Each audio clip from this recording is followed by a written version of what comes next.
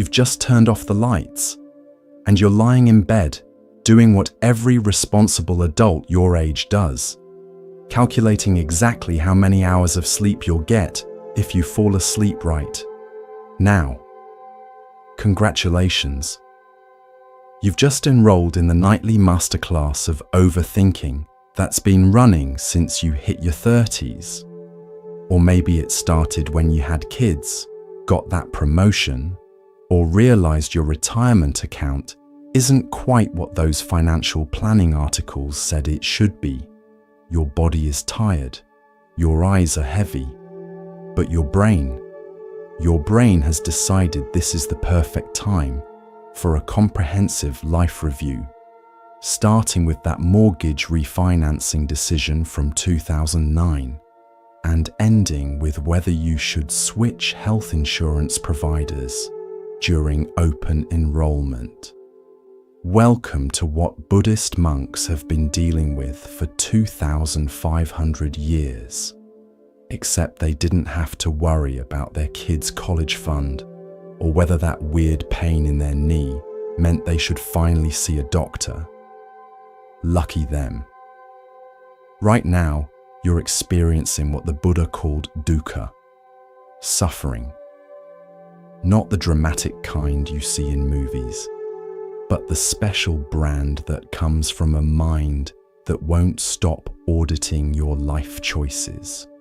You're about to discover why your brain, the same one that successfully manages a career, perhaps raised children, and keeps track of 17 different passwords, completely loses its ability to shut down at bedtime. Spoiler alert, those ancient Buddhist teachers figured this out, and they didn't even have property taxes to worry about. Let's start with what's happening right now. You're lying there, and your mind is helpfully reminding you about that email you forgot to send, your cholesterol numbers from your last checkup, whether you should sell those stocks, if your adult children are making good decisions, and oh yes, the fact that you're not sleeping. This, my horizontal friend, is what Buddhists call the monkey mind. Though honestly, that's unfair to monkeys. At least they don't lie awake wondering if they saved enough bananas for retirement. The Buddha himself was about your age, mid-30s, when he decided to figure out why humans suffer. He'd been living the good life. Wealthy family, nice house, good health plan, servants to fan you counts as healthcare, right? But he looked around and thought, why am I still not satisfied? Why is my mind never quiet? Sound familiar? You've got the house, with 12 years left on the mortgage, the career, with its own special kind of stress, maybe grown kids who still need things, and yet here you are, wide awake, wondering why inner peace is harder to find than a matching sock. Here's the first thing those Buddhist teachers discovered. Your thoughts aren't reality. I know. That thought about your upcoming medical procedure feels pretty real. So does the one about your aging parents. But these are mental events, not prophecies carved in stone.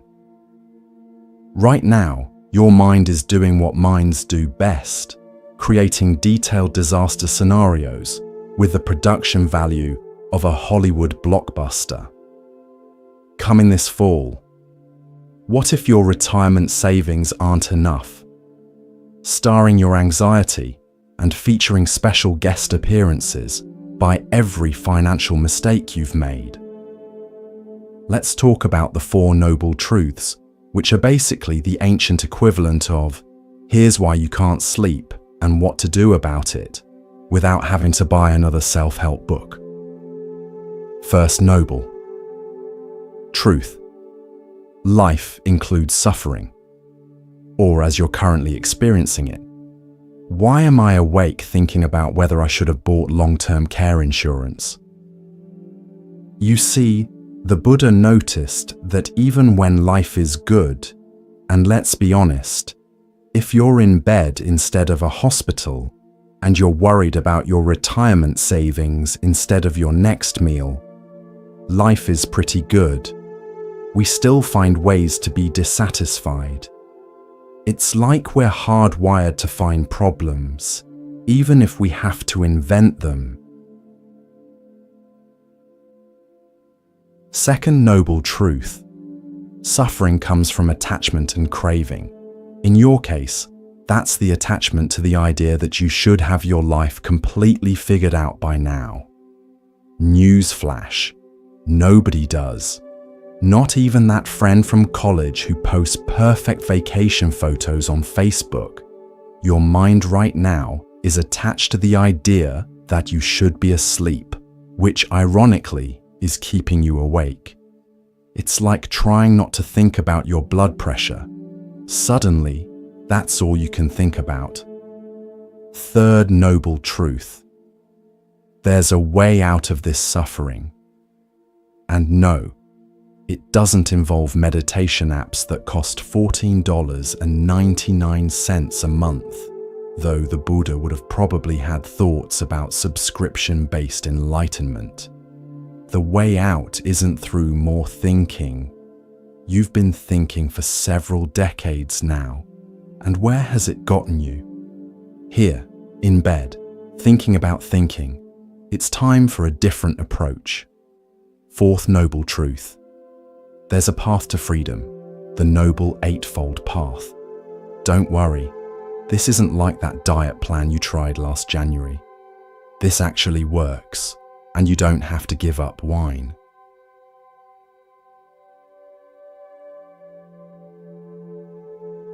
Let's focus on what's relevant right now. Right mindfulness. This means being aware of what's actually happening, not what your mind says is happening. What's actually happening? You're lying in bed, you're breathing, you're physically safe. That's it. What's your mind saying is happening? That tomorrow's ruined, your health is declining, your kids are making poor choices, you're behind on everything, and somehow this is all connected to that decision you made. Here's something interesting. The Buddha taught that most of our suffering comes from living in the past or future, never the present. And let's be honest, you've got a lot more past to worry about and seemingly less future to plan for. It's the perfect recipe for middle-of-the-night anxiety. One moment you're regretting not buying Apple stock in 2001. The next, you're worried about healthcare costs in the future. Meanwhile, the present moment, the only one you can actually do anything about, is sitting here like that gym membership you keep paying for, but never use. The Buddhist concept of anatta, or non-self, might sound like something your yoga instructor talks about, but it's actually quite practical. That voice in your head that's currently listing every way you've fallen short of your life goals. That's not the real you. It's more like a talk radio station that somehow got stuck on the everything you're doing wrong channel. Think about it. You're observing these thoughts, which means you can't be the thoughts themselves. You're the awareness behind them. It's like realizing you're not the movie on the screen, you're the one watching it. And this particular movie, Midnight Anxiety, the unnecessary sequel, isn't even that good. Let's talk about impermanence, which sounds depressing but is actually liberating. Everything changes, including this sleepless state you're in. Remember when you were 30 and could survive on 4 hours of sleep? That changed. Remember when your biggest financial worry was making rent? That changed too. The good news is, your current state of wide-awake worry will also change. The bad news is, You'll probably have to go through this a few more times before you really get it.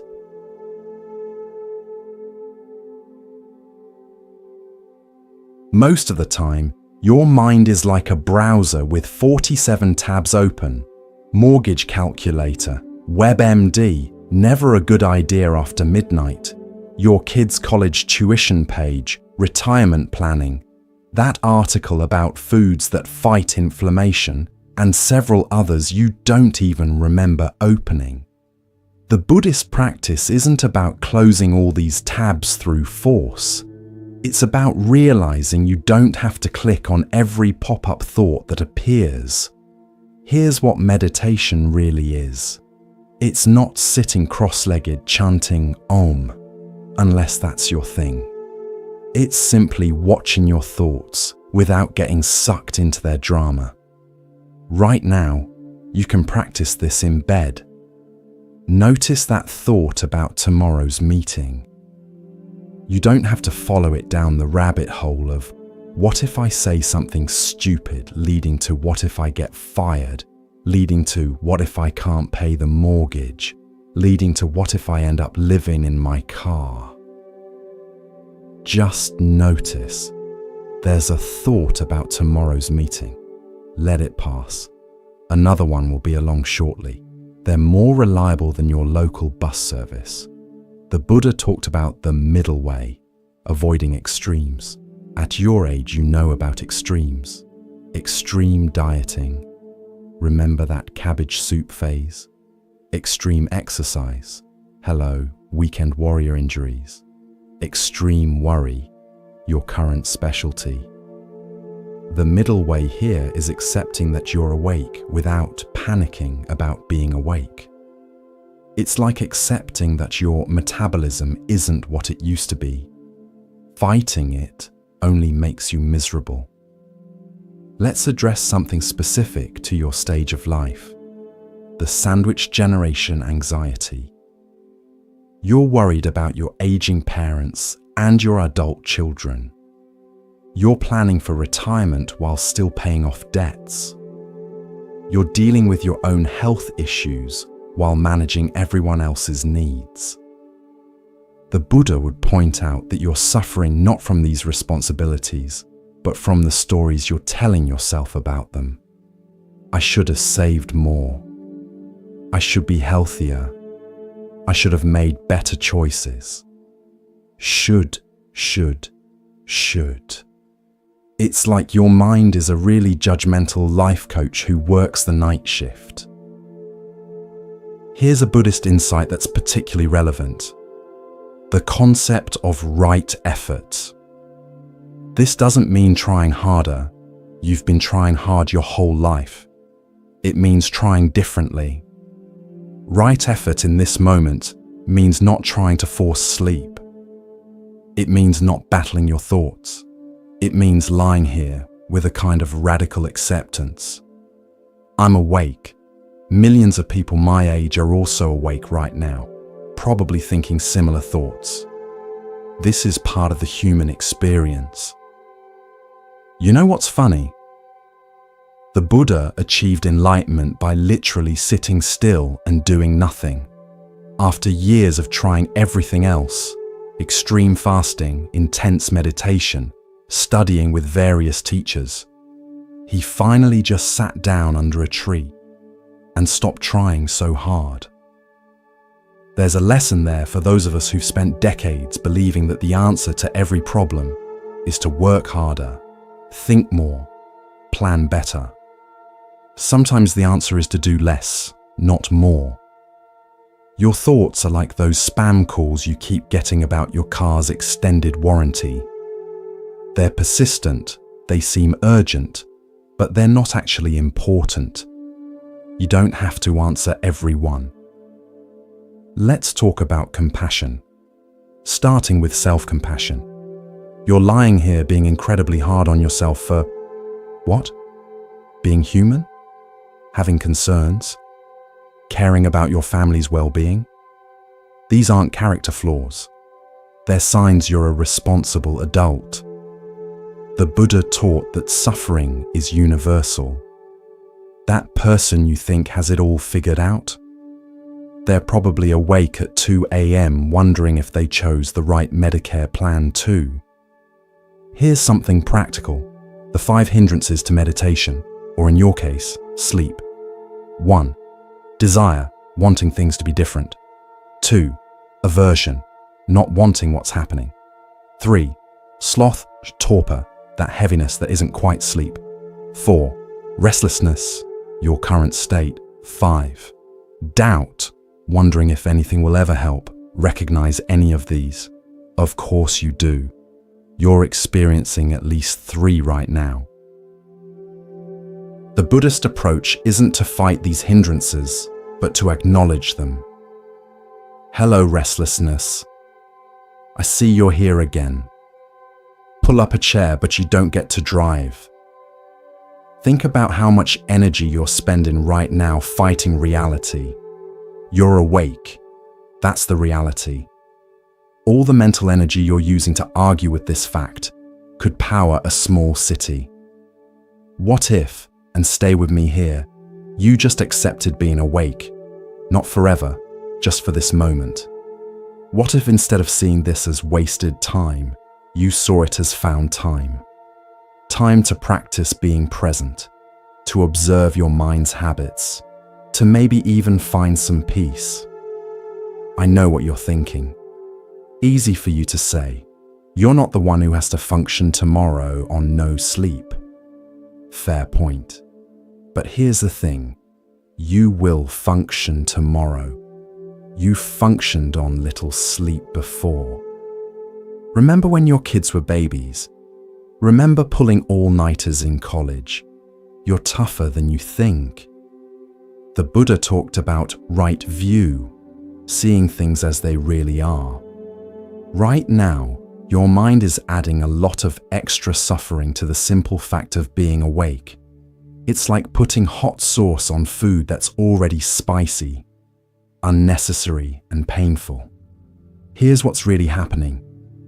You're a person of a certain age, with real responsibilities and concerns, having trouble sleeping.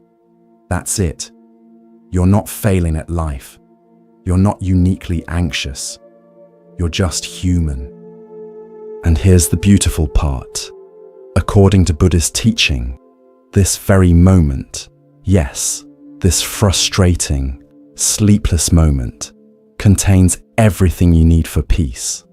Not the peace of unconsciousness, though that would be nice, but the peace of accepting what is. Your mind will keep generating thoughts. That's what minds do. They're like that relative who always has opinions about everything.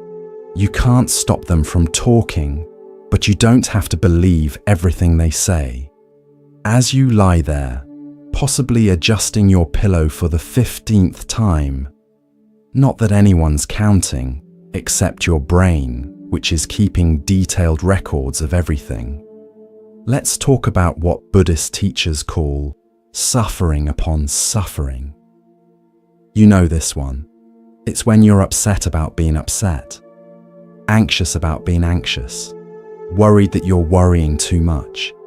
It's like compound interest, but for misery. Right now, you're probably suffering about your suffering. Why can't I sleep? Becomes, why can't I sleep? And why can't I stop thinking about why I can't sleep? It's the mental equivalent of those prescription side effects that are worse than the original problem.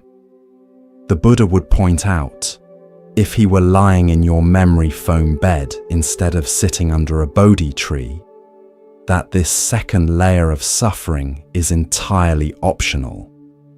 Like extended warranties or premium cable packages, you don't actually need it.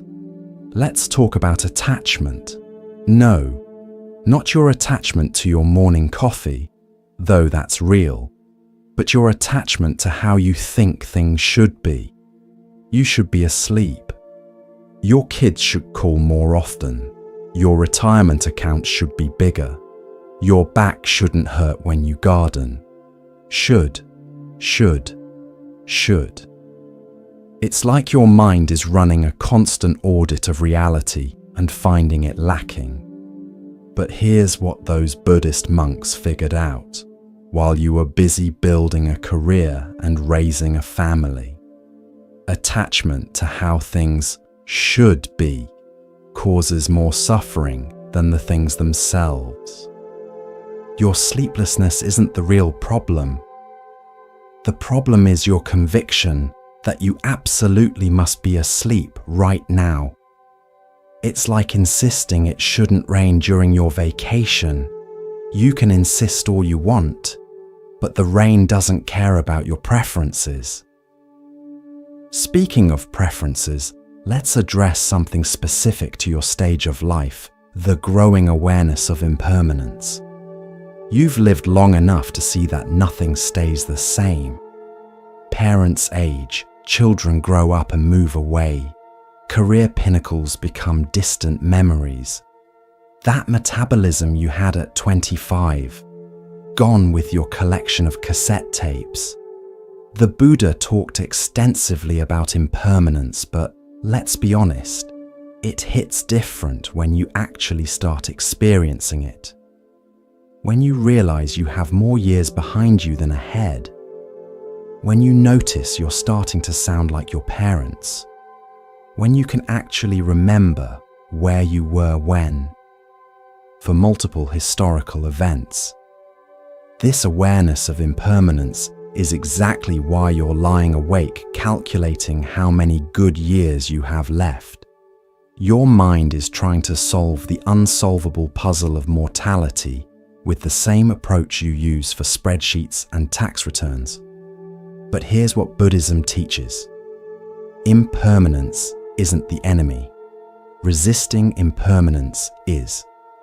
You're suffering not because things change, but because you're fighting against the fact that things change. Think about it.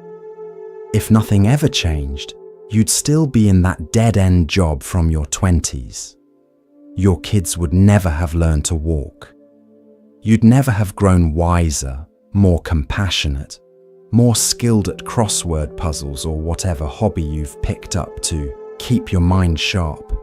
Right now, your insomnia feels permanent. This is my life now, your mind declares dramatically. I'm someone who doesn't sleep, but even this will change. Everything does.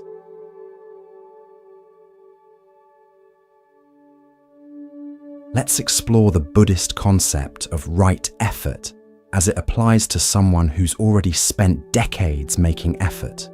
You've worked hard, raised families, built careers, saved for retirement, well, tried to. Now you're lying in bed making an effort to sleep, which is about as effective as making an effort to be spontaneous. Right effort isn't about trying harder. At your age, you've probably figured out that not everything can be solved by applying more force. Right effort is about wisdom, knowing when to act and when to let go. Right now, the wise effort might be to stop trying to force sleep and instead just rest. Your body is horizontal. Your muscles are relaxing, except for that spot in your shoulder that's been tense since 1994. That's already accomplishing something. Let's talk about meditation, but not the kind where you need to sit in lotus position. Your knees have opinions about that. This is bed meditation, perfect for people who remember when gas was under $1 and phones were attached to walls. Focus on your breath. Not to change it, just to notice it, in and out. You've been breathing successfully for several decades now without thinking about it. You're actually quite good at it. When thoughts arise, I need to call about that insurance claim. Did I take my medication? Why did I say that stupid thing at dinner? Just notice them. You don't have to do anything with them. They're like those people who still send chain emails. You can acknowledge their existence without engaging. The Buddha taught that suffering comes from the stories we tell ourselves. And boy, do you have stories. The story of who you should be by now. The story of what you should have accomplished. The story of how your body should feel, how your family should behave, how your retirement should look. These stories are keeping you awake. They're like Netflix series that automatically play the next episode.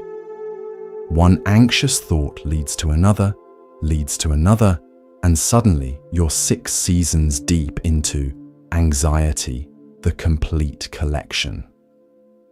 Here's a radical idea. What if you're exactly where you're supposed to be? What if all those mistakes were actually the curriculum of your life? What if your current challenges, including this sleeplessness, are not obstacles, but teachers? I know. Philosophical acceptance feels about as achievable as your high school weight. But stay with me. The Buddha discovered that peace comes not from changing your circumstances, but from changing your relationship to your circumstances. You can't control whether you sleep tonight, but you can control whether you add suffering to your sleeplessness. Let's be practical about something. Your generation has been sold the idea that you can control everything through hard work and proper planning. Save enough money, exercise enough, eat the right foods, take the right supplements, and you'll age gracefully into a perfectly managed retirement. Then reality shows up with hot flashes, market crashes, adult children moving back home, and parents who need care. Suddenly, that illusion of control starts looking as outdated as your VHS collection. Buddhism offers something different, the recognition that control was always an illusion. Peace comes from accepting what you can't control while taking responsibility for what you can. You can't control your racing thoughts, but you can control whether you believe them. You can't control whether you fall asleep, but you can control whether you panic about it. Here's something the Buddha understood that's particularly relevant to your demographic. Wisdom comes from experience, not from thinking about experience. You've accumulated decades of experience. You've lived through recessions, raised children, or chose not to, changed careers, lost loved ones, celebrated victories, survived failures. That's wisdom, real wisdom, not the kind that comes from self-help books or meditation apps, but the kind that comes from actually living. So why are you lying here at midnight thinking you need to figure something out? You've already figured out how to survive everything life has thrown at you so far. You'll figure this out too. The Buddhist concept of Sangha, community, is especially important at your age. You're not alone in this sleepless night. Millions of people your age are awake right now, worrying about similar things. There's something comforting in that, isn't there? We're all in this together. This strange experience of being human, of aging, of lying awake wondering if we've done enough, saved enough, loved enough. The Buddha taught that suffering is universal, but so is the path out of suffering. It's not about becoming someone different. It's about being more fully who you already are, with all your accumulated wisdom, your battle scars, your laugh lines, and yes, even your insomnia.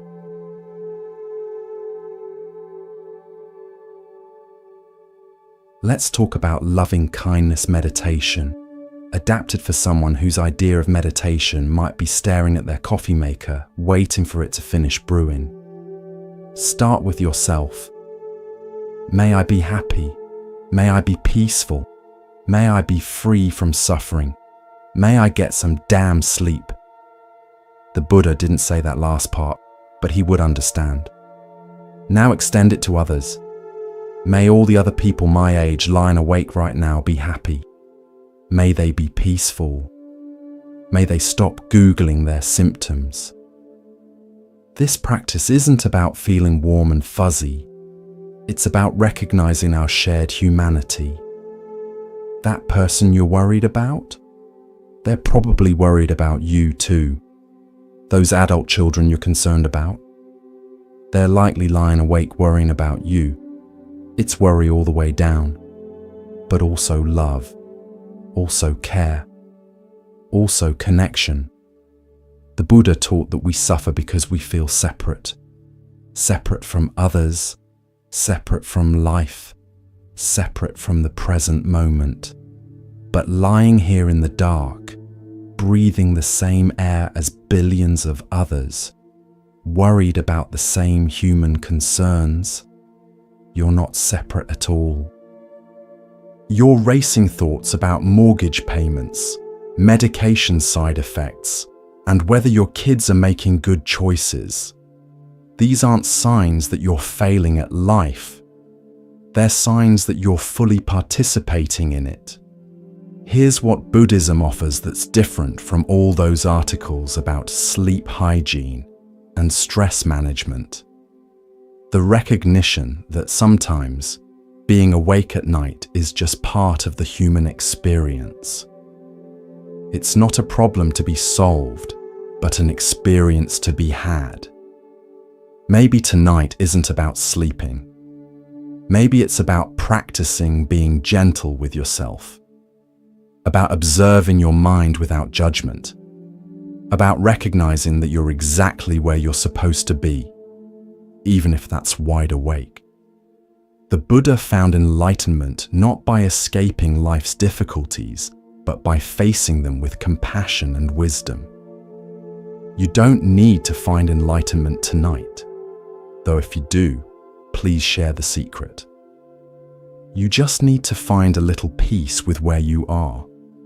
And where are you? You're in bed, relatively healthy, with a roof over your head and people to worry about. That's not so bad, is it? Your problems are real, but so are your blessings. Your mind will keep generating thoughts about your health, your finances, your family, your future. That's what minds do, especially minds that have been solving problems and managing responsibilities for decades. But you don't have to chase every thought. You don't have to solve every problem tonight. You can just lie here, breathing, being human, sharing this moment with countless others who are also awake, also worried, also wondering. Maybe that's enough. Maybe that's even a kind of meditation. Maybe that's exactly what the Buddha was talking about, finding peace not by escaping life, but by accepting it, sleepless nights and all. So breathe. Notice your thoughts without believing all of them. Be gentle with yourself. You've made it this far through everything life has thrown at you. You'll make it through this night too. And if you do eventually fall asleep, great. If not, you'll have practiced something even more valuable. Being at peace with what is. That's a skill worth developing, whether you're 35 or 85, whether it's 2 a.m. or 2 p.m., whether you're in bed or sitting under a Bodhi tree. The Buddha would approve, and he'd probably remind you that tomorrow's worries will still be there tomorrow. You don't need to solve them all tonight. Now, let your mind rest, even if your body won't sleep. You've earned it after all these years of thinking, planning, worrying, and caring. Tonight, you can just be. That's the first noble truth of insomnia. This is happening. The second, you're attaching to the idea it shouldn't be. The third, you can let go of that attachment. The fourth, here's how. by practicing exactly what you're doing right now, being aware, being present, being human. Welcome to Buddhism for the sleep deprived. Class is in session and you're already passing.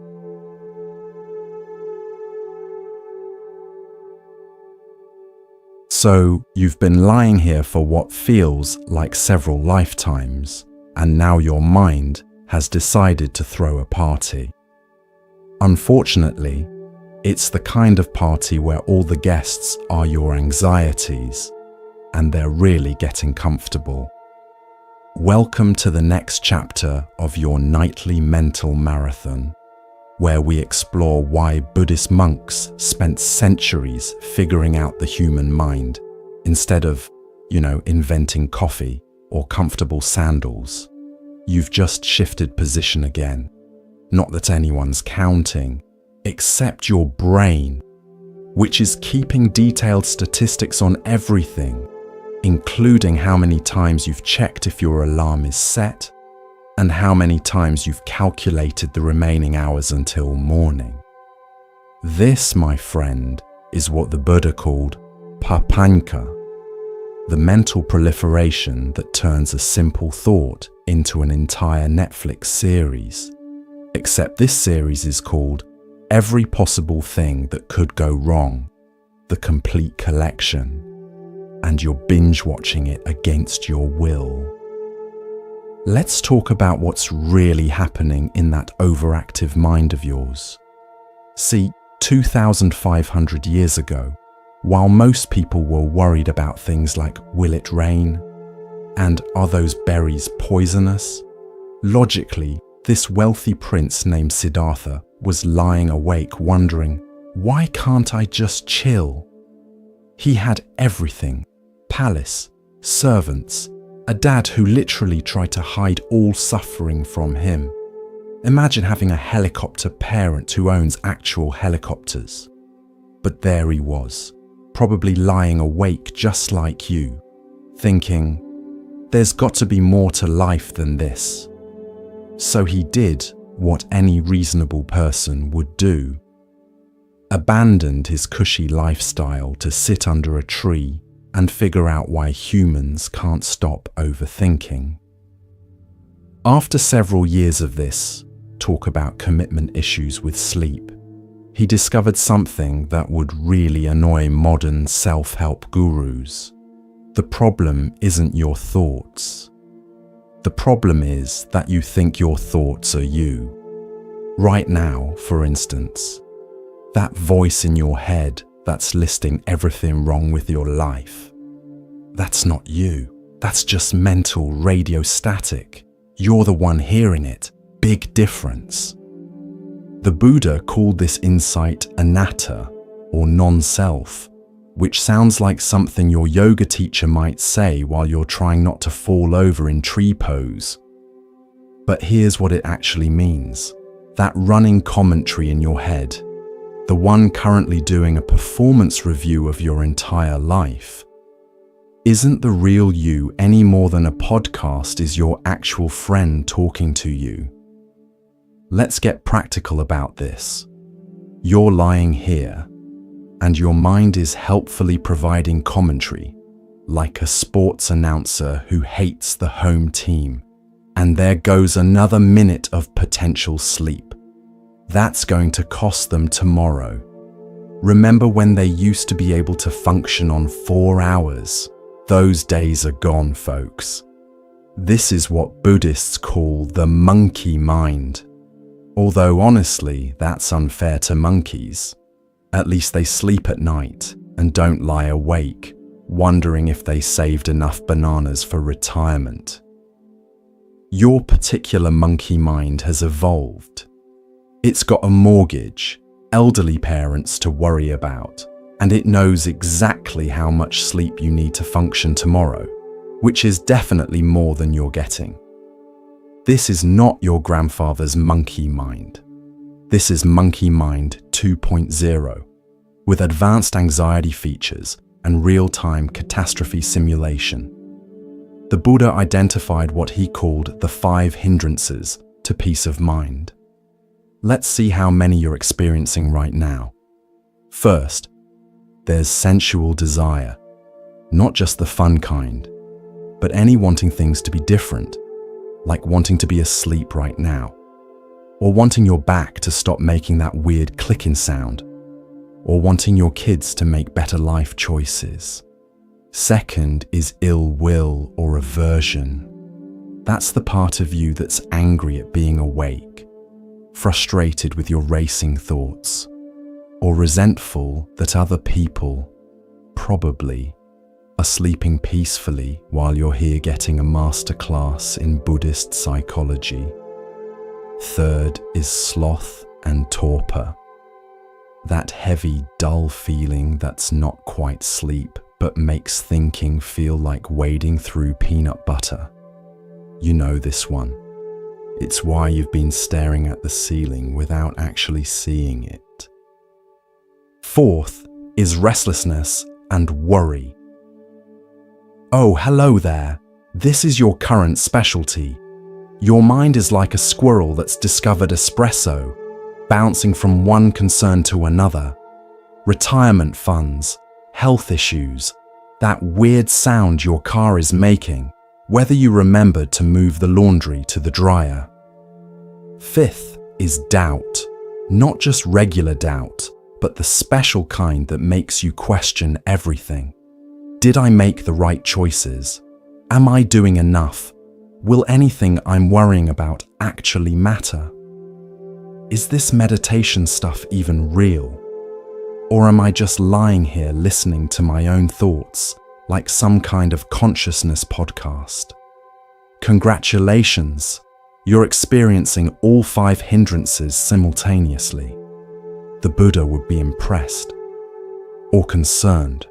Probably both. But here's the thing the Buddha figured out. These hindrances aren't personal failures. They're not signs that you're bad at being human. They're just what minds do.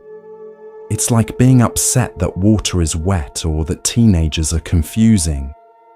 This is just the nature of consciousness when left unsupervised. The Buddha's solution wasn't to fight these hindrances. That would be like trying to arm wrestle your own shadow. Instead, he suggested something radical. Just notice them. Don't judge them. Don't try to fix them. Just notice. Oh, there's anxiety. Hello, anxiety. I see you've brought your friends regret and future tripping. Make yourselves at home, I guess. This is what he called mindfulness, which has now been packaged and sold as everything from a phone app to a corporate wellness program. But originally, it just meant paying attention to what's actually happening instead of what your mind says is happening. Right now, what's actually happening? You're lying in bed, you're breathing, you're physically safe. That's it. Everything else, the mortgage worries, the health concerns, the replay of that awkward conversation from 1987, that's just your mind's late-night improv show. Speaking of which, let's talk about what the Buddha called dependent origination, which sounds like something you'd need a philosophy degree to understand, but it's actually pretty simple. Everything depends on everything else. Your current inability to sleep depends on your thoughts, which depend on your worries, which depend on your past experiences, which depend on that time in 3rd grade when someone laughed at your presentation, which somehow connects to your current fear of public speaking, which relates to tomorrow's meeting, which is why you can't sleep. See? It's all connected, like the world's most anxious connect the dots puzzle. The Buddha noticed that we create these elaborate chains of cause and effect in our minds, then treat them like they're as real as gravity. But they're not. They're just stories we tell ourselves, like bedtime stories, except these ones keep us awake, and have really terrible endings. Take your current favorite story. I can't sleep.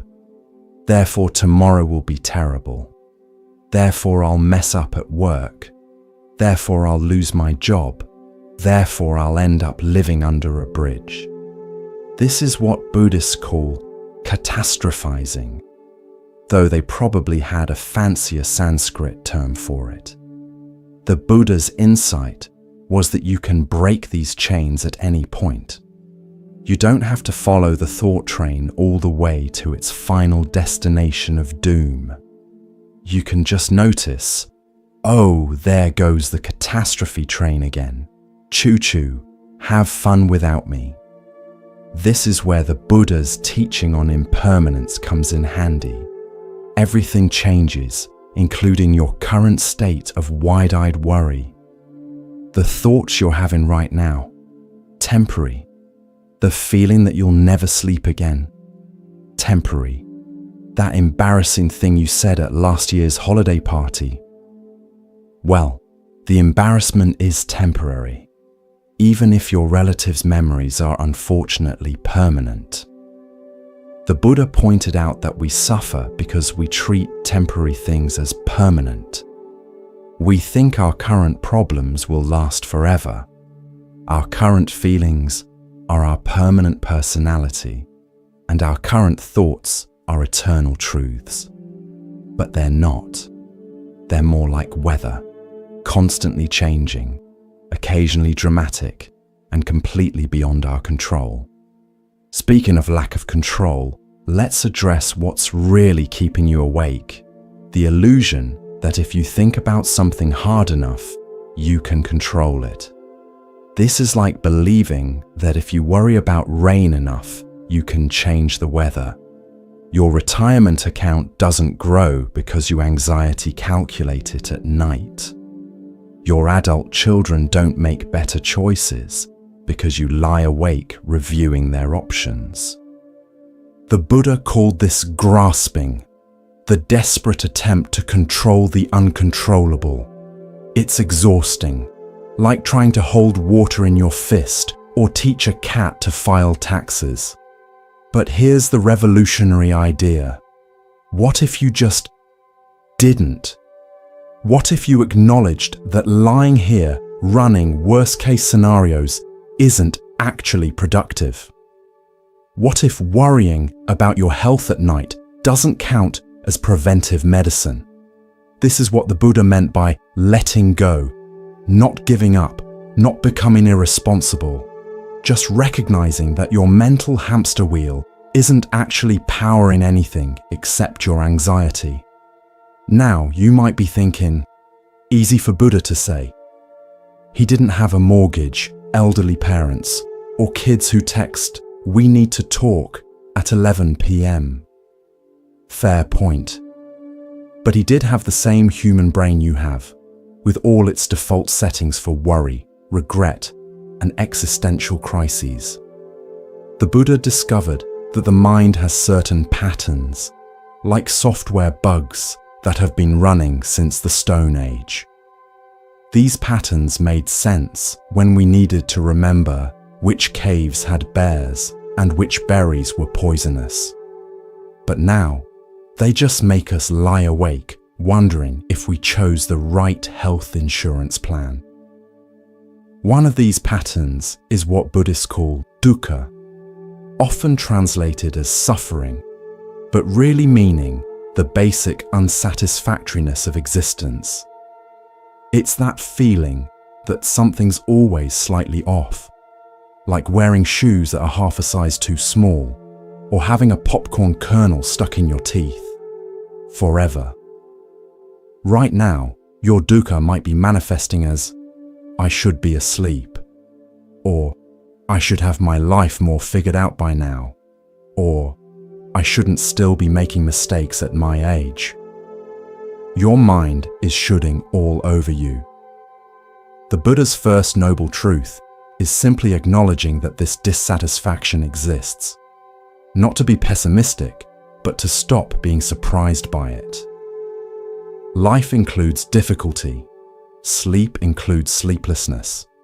Parenting includes worry. Aging includes new, mysterious body sounds. This isn't failure. It's the full human experience package. The second noble truth identifies the cause: craving and attachment. You're attached to the idea of perfect sleep, perfect health, perfect decisions. You crave certainty in an uncertain world. You want guarantees in a life that offers none, except that things will change and your body will continue making weird noises. But here's where it gets interesting. The third noble truth says this suffering can end. Not by achieving perfect sleep or figuring out everything, but by changing your relationship to imperfection. It's like finally accepting that your hair has its own agenda and working with it instead of against it. The fourth noble truth is the path out, the famous eightfold path. Don't worry, we're not going to make you memorize all 8 right now. Your brain is busy enough catastrophizing about tomorrow. But one relevant part is right understanding, seeing things as they actually are, not as your anxiety paints them. Right understanding in this moment means recognizing you're awake, that's uncomfortable but not dangerous. Millions of people throughout history have survived sleepless nights, and your brain's disaster predictions have a terrible accuracy rate. The Buddha talked about middle way, the path between extremes. Right now, you're bouncing between the extreme of forcing sleep and the extreme of panicking about not sleeping. The middle way might be resting in wakefulness, letting your body relax even if your mind won't, trusting that rest has value even without unconsciousness. This is radical for those of us raised on the try harder philosophy. We've been taught that every problem can be solved with more effort, more thinking, more control. The Buddha suggests that some problems dissolve when we stop treating them as problems. Imagine approaching your thoughts like clouds passing in the sky. You don't have to chase them, fight them, or figure them out. Just let them drift by. There goes the money worry cloud. Oh look, the health anxiety cumulus. Ah, the classic, did I lock the door formation. This is meditation, by the way, not sitting cross-legged chanting Om, but simply observing your mind without getting pulled into its drama. You're already doing it. You just didn't know it counted. The Buddha emphasized that meditation isn't about achieving special states or having mystical experiences. It's about seeing clearly what's already happening. Right now, what's happening is thoughts arising, body sensations, breathing, continuing whether you manage it or not. One of Buddha's key insights was recognizing patterns of thought that create suffering. He called these sanskaras, mental formations or habits. Your mind has grooves worn into it by years of thinking the same thoughts, like a river carving a canyon. The I'm not doing enough canyon. The what if something goes wrong gorge. The why did I say that stupid thing ravine. These patterns feel permanent, but they're not. They're just habits, and habits can change. Even the habit of overthinking about whether your habits can change. The Buddha wasn't just philosophizing for fun. He was trying to solve the same problem you're having right now. Why does the human mind insist on making itself miserable? It's like having a roommate who constantly rearranges your furniture while you're trying to sleep, then criticizes the layout.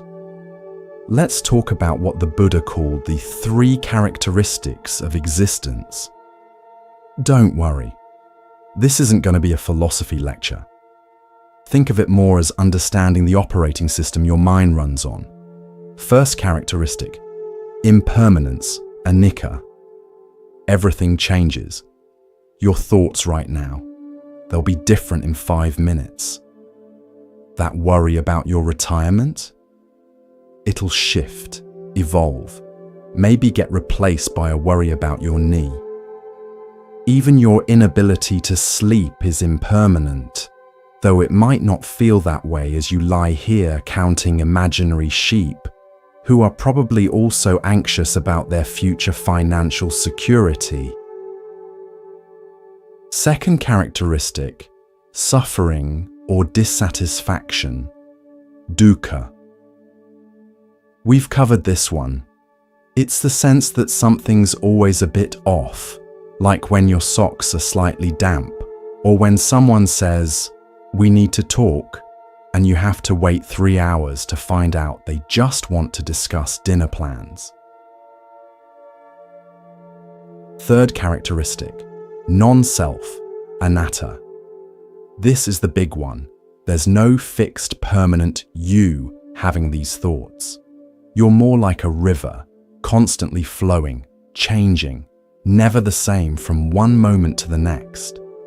The you that started listening, this isn't the same you listening now. Some of your cells have already died and been replaced. You're literally not the same person you were a paragraph ago. This might sound scary, but it's actually liberating. If there's no fixed self, then there's no fixed person who can't sleep or person who always worries. These are just temporary weather patterns in consciousness. The Buddha discovered this while sitting under what's now called the Bodhi tree. Though let's be honest, if someone today sat under a tree for 49 days straight, we'd probably call emergency services. Different times. But what he realized is relevant right now, in your bed, in your sleeplessness. Your suffering comes not from being awake, but from your relationship to being awake. It's not the insomnia that's torturing you. It's your thoughts about the insomnia. This is what Buddhists call the second arrow. The first arrow is the actual circumstance. You can't sleep. That's unpleasant but manageable. The second arrow is everything your mind adds. This is terrible. I'm going to be exhausted tomorrow. Something must be wrong with me. I'll never sleep again. You're essentially shooting yourself repeatedly with an entire quiver of second arrows. The Buddha's suggestion? Stop shooting yourself. Radical, I know. Let's explore what he called the 4 foundations of mindfulness. These are like GPS coordinates for navigating your current mental traffic jam. First foundation, mindfulness of body. Notice your physical sensations right now, not to judge them or change them, just to notice. The weight of your body on the mattress, the temperature of your skin, that spot in your lower back that's been annoying, the rhythm of your breathing that continues whether you micromanage it or not. Your body is actually pretty good at existing without your conscious supervision. Your heart beats, your lungs breathe, your cells do their cellular things. Maybe your mind could learn from your body's example. Second foundation, mindfulness of feelings. In Buddhism, feelings doesn't mean emotions like, I'm sad because my kid never calls. It means the basic flavor of experience, pleasant, unpleasant, or neutral. Being awake when you want to sleep, unpleasant. The softness of your pillow, pleasant. The sound of a car passing outside, probably neutral unless you've decided to make it part of your "why can't the world be quiet" complaint. Third foundation, mindfulness of mind. This is observing your mental state like a scientist observing weather patterns. Is your mind tight or spacious? agitated or calm, racing or sluggish. You're not trying to change the weather, just noting. Currently experiencing mental thunderstorms with a chance of existential dread. Fourth foundation, mindfulness of mental objects. These are the specific thoughts, worries, memories that populate your mind. Instead of getting lost in their content, you observe them as phenomena. There's the thought about tomorrow's meeting. There's the memory of that embarrassing thing from high school. There's the fantasy about winning the lottery and solving all problems forever. The Buddha discovered that when you observe thoughts this way, they lose their power. They're like scary movies, terrifying when you're immersed in them, but much less so when you remember you're just watching a screen. Now, let's address something specific to your life stage, the burden of accumulated responsibilities. The Buddha talked about bhara, which means burden. At your age, you're probably carrying multiple bharas, aging parents, adult children who still need guidance, your own health concerns, financial planning, career pressures, maintaining relationships, trying to remember passwords for 20 different accounts. The Buddha's insight wasn't drop all responsibilities and become a monk, though that probably sounds tempting right now. It was about discerning which burdens are yours to carry and which are optional suffering you've picked up along the way. That guilt about not calling your mum enough? Optional burden. The responsibility to care for her? Actual burden. The worry that your adult child might make wrong choices? Optional burden. The love that wants them to be happy? Actual burden. See the difference? You can care without carrying the whole world on your shoulders while trying to sleep. The Buddha talked about right effort, which doesn't mean trying harder. You've been trying hard your whole life. Right effort means wisdom in applying energy. Sometimes the wisest effort is no effort. Like right now, the effort to force sleep is keeping you awake. The effort to stop thinking is creating more thoughts. The effort to relax is creating tension. What if you apply the Buddhist principle of non-doing? Not laziness, but the recognition that some things happen better without interference, like falling asleep, or digesting food, or growing wisdom. This connects to what the Buddha called attachment to views. We all have views about how things should be. You should be asleep by now. Your life should be more settled at this age. Your children should make certain choices. Your body shouldn't make those sounds. These shoulds are like wearing too tight shoes and then wondering why walking hurts.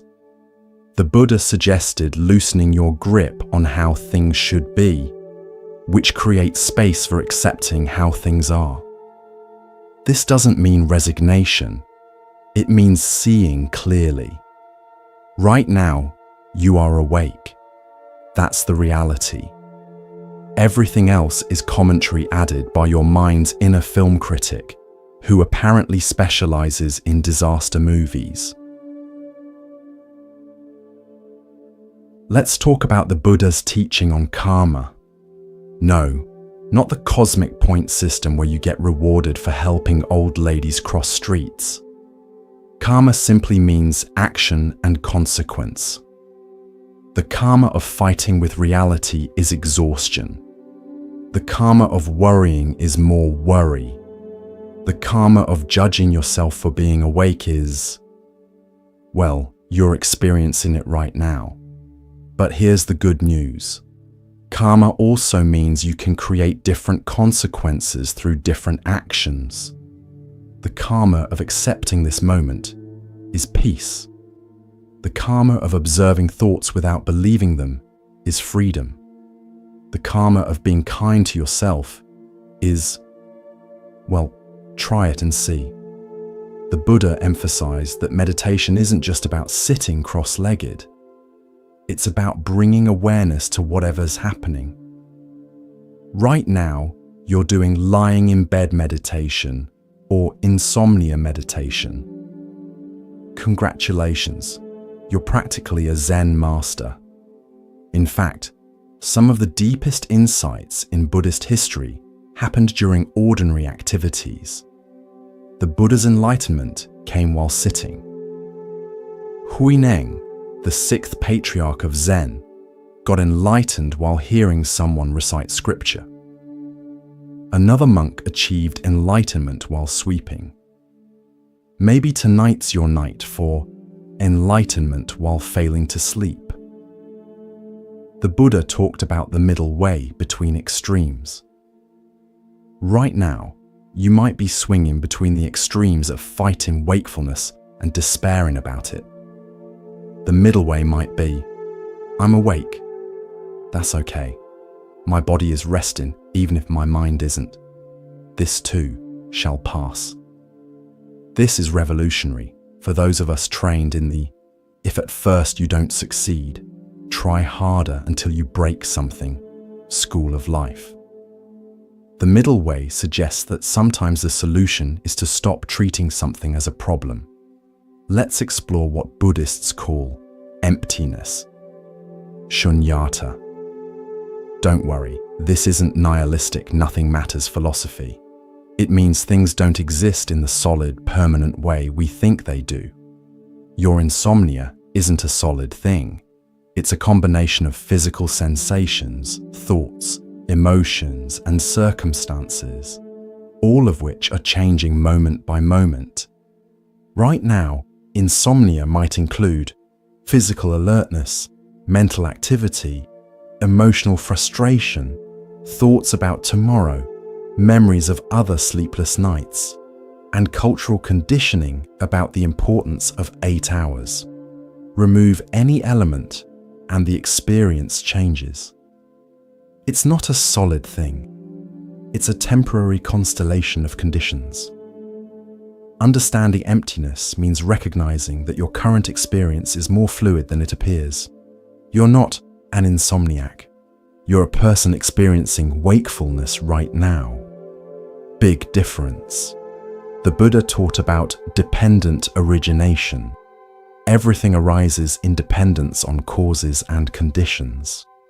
Your wakefulness right now depends on numerous factors. That coffee you had after lunch, tomorrow's presentation, your mother's health concerns, the phase of the moon, what you ate for dinner, that article about sleep you read last week.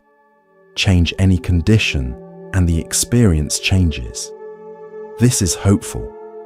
It means nothing is fixed or permanent, including your current state. But here's the practical part.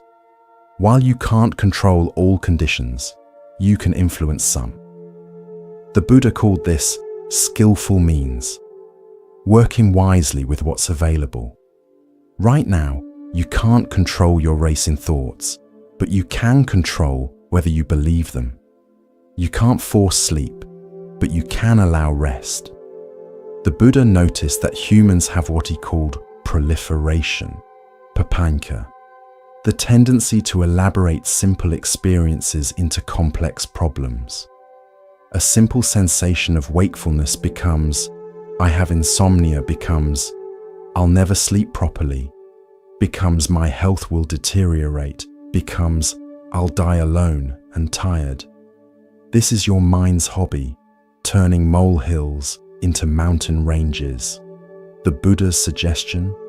Notice when proliferation starts and gently decline to participate. Thanks, mind, but I don't need a 10-part series on why I can't sleep. The pilot episode was enough. Let's talk about the Buddhist concept of refuge. Traditionally, Buddhists take refuge in the Buddha, the teacher, Dharma, the teachings, and Sangha, the community. But right now, You can take refuge in simpler things. Your breath, the stability of your bed, the fact that millions of people throughout history have survived sleepless nights. You're not alone in this. Right now, countless people your age are awake, thinking similar thoughts, wrestling with similar worries. There's a strange comfort in this universal struggle. You're part of an unofficial sangha of the sleepless. The Buddha talked about loving kindness, metta, starting with yourself.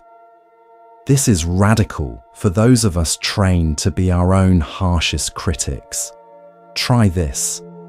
Talk to yourself like you talk to a good friend who couldn't sleep. You probably wouldn't say, "What's wrong with you? Just sleep already." You'd more likely say, "It's okay. This happens sometimes. You'll get through this." Why not offer yourself the same kindness? The Buddha's teaching on right speech applies to internal dialogue too. How you talk to yourself matters. "I'm terrible at sleeping" creates a different reality than "sleep is challenging tonight." "I'll be destroyed tomorrow" differs from "tomorrow might be tiring, but I'll manage." Your mind is like an echo chamber. Speak kindly into it, and kindness reverberates. Speak harshly, and, well, you're experiencing the results right now. The Buddha understood that transformation doesn't come through force, but through understanding. You don't end overthinking by thinking harder about not thinking. You end it by understanding the nature of thought itself. Thoughts are like guests in the hotel of your mind. They check in, stay for a while, then check out. Your job isn't to be the thought police, interrogating every guest. Your job is just to be aware. "Oh, anxiety's in room 204 again. Regrets hanging out in the lobby. Future worry just ordered room service." Here's a profound Buddhist insight. Awareness itself is already free. The part of you that's aware of anxiety isn't anxious. The part aware of confusion isn't confused. Right now, there's a part of you that's simply aware of being awake, and that awareness is perfectly peaceful. The Buddha called this the unborn, uncreated, unformed. It's the awareness that exists before thought, during thought, and after thought. It's what's aware right now, listening to these words, noticing your breath, feeling your body. This awareness doesn't need sleep. It doesn't need anything. It's already complete. The exhausted one, the worried one, the one who needs to sleep. These are all characters appearing in awareness, not awareness itself. Now, this might sound abstract when you're lying in bed calculating how many coffee cups you'll need tomorrow, but it's immediately practical. You can rest in awareness even when thoughts won't rest. You can be peace even when your mind isn't peaceful.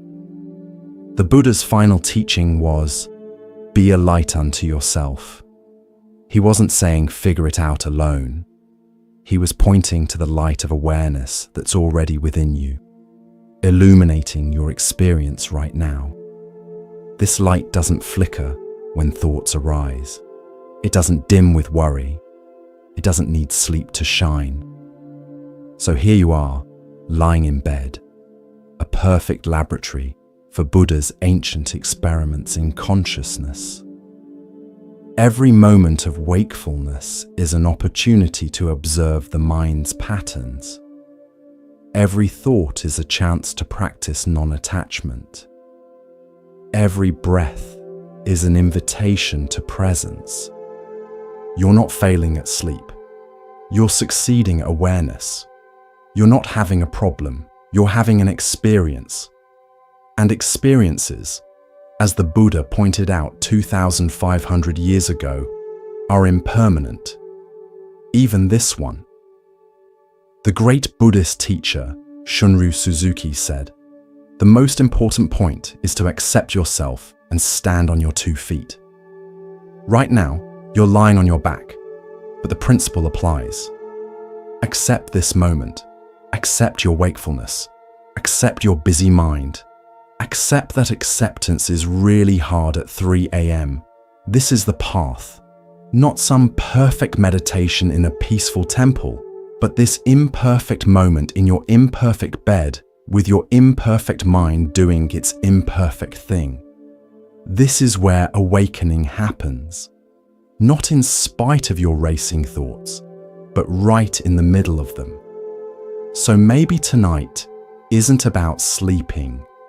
Maybe it's about discovering that who you really are isn't disturbed by sleeplessness. Maybe it's about finding that peace isn't the absence of thoughts, but the space in which thoughts appear. Or maybe it's just a really long night that will eventually end. That's impermanence for you. Either way, you're exactly where you need to be, learning exactly what you need to learn, being exactly who you are. And sometimes that's the most Buddhist thing of all. Just being human, just being here, just being. The Buddha was essentially trying to solve the same problem you're having right now. In your bed, in your pajamas that have seen better days. He wanted to know why the human mind insists on torturing its owner. It's like having a personal assistant who only schedules unnecessary panic attacks. See, the Buddha discovered that you're not actually one person lying here. You're more like a committee. And right now, all the committee members are talking at once. There's past you, reviewing every questionable decision you made. There's future you, catastrophizing about retirement. There's anxious you, who thinks worrying is a form of problem solving.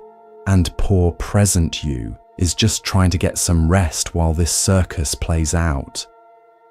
This is what Buddhists call the 5 aggregates. Think of them as the ingredients that make up your current experience. First, there's form, your physical body, currently horizontal and increasingly frustrated. Then, sensation, what you're feeling, like that annoying itch that appears the moment you get comfortable. Next is perception, how you're labeling things like insomnia or that weird noise from the refrigerator. Then mental formations, all those lovely thoughts about how terrible tomorrow will be. And finally, consciousness, your awareness of this whole mess. The problem is, you think these aggregates are you, but the Buddha would point out that you're more like the space where all this is happening, not the happening itself. You're the stage, not the drama. Speaking of drama, let's talk about what the Buddha called dependent origination. Everything that's happening right now depends on something else. Your racing thoughts depend on that coffee you had after dinner, which you had because you were tired from last night's poor sleep, which happened because you were worried about that presentation, which exists because you took that job, which you needed because, well, you get the idea. It's like one of those elaborate domino setups, except instead of dominoes, it's your entire life leading to this moment of staring at the ceiling. The good news? You can interrupt the chain. You don't have to follow every thought to its dramatic conclusion. Right now, your mind is doing what Buddhist teachers call papanka, mental proliferation. It's taking the simple fact that you're awake and turning it into a 12-part miniseries about your inevitable doom. Can't sleep becomes, will be exhausted tomorrow. Becomes, will mess up at work. Becomes, will lose job. Becomes, will die alone under a bridge. Your mind should really consider a career in screenwriting. It's got a flair for disaster scenarios. The Buddha suggested something radical. What if you just stopped? Not stopped thinking, but stopped believing every thought is an urgent telegram from reality. Most of your thoughts are more like spam emails. They look important until you actually read them. Let's try what the Buddha called mindfulness of breathing. Not to control your breath or achieve enlightenment or any of that pressure. Just to give your mind something to do besides writing horror stories about tomorrow. Notice your breath. It's been faithfully keeping you alive this whole time without any help from your anxiety. In and out. No effort required. Your body knows how to breathe even better than your mind knows how to worry. And that's saying something. This is what meditation actually is, by the way.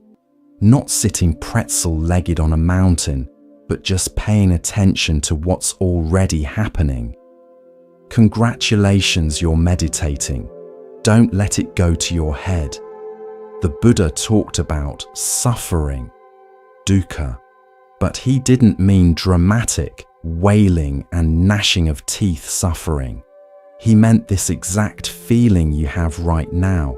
That persistent sense that something's not quite right, that life should be different, that you should be asleep.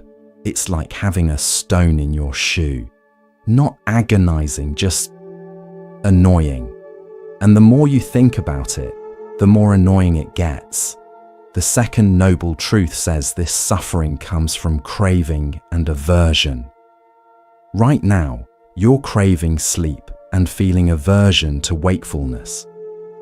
It's like being angry at rain for being wet. The rain doesn't care about your opinion, and neither does your current state of alertness. But here's where it gets interesting.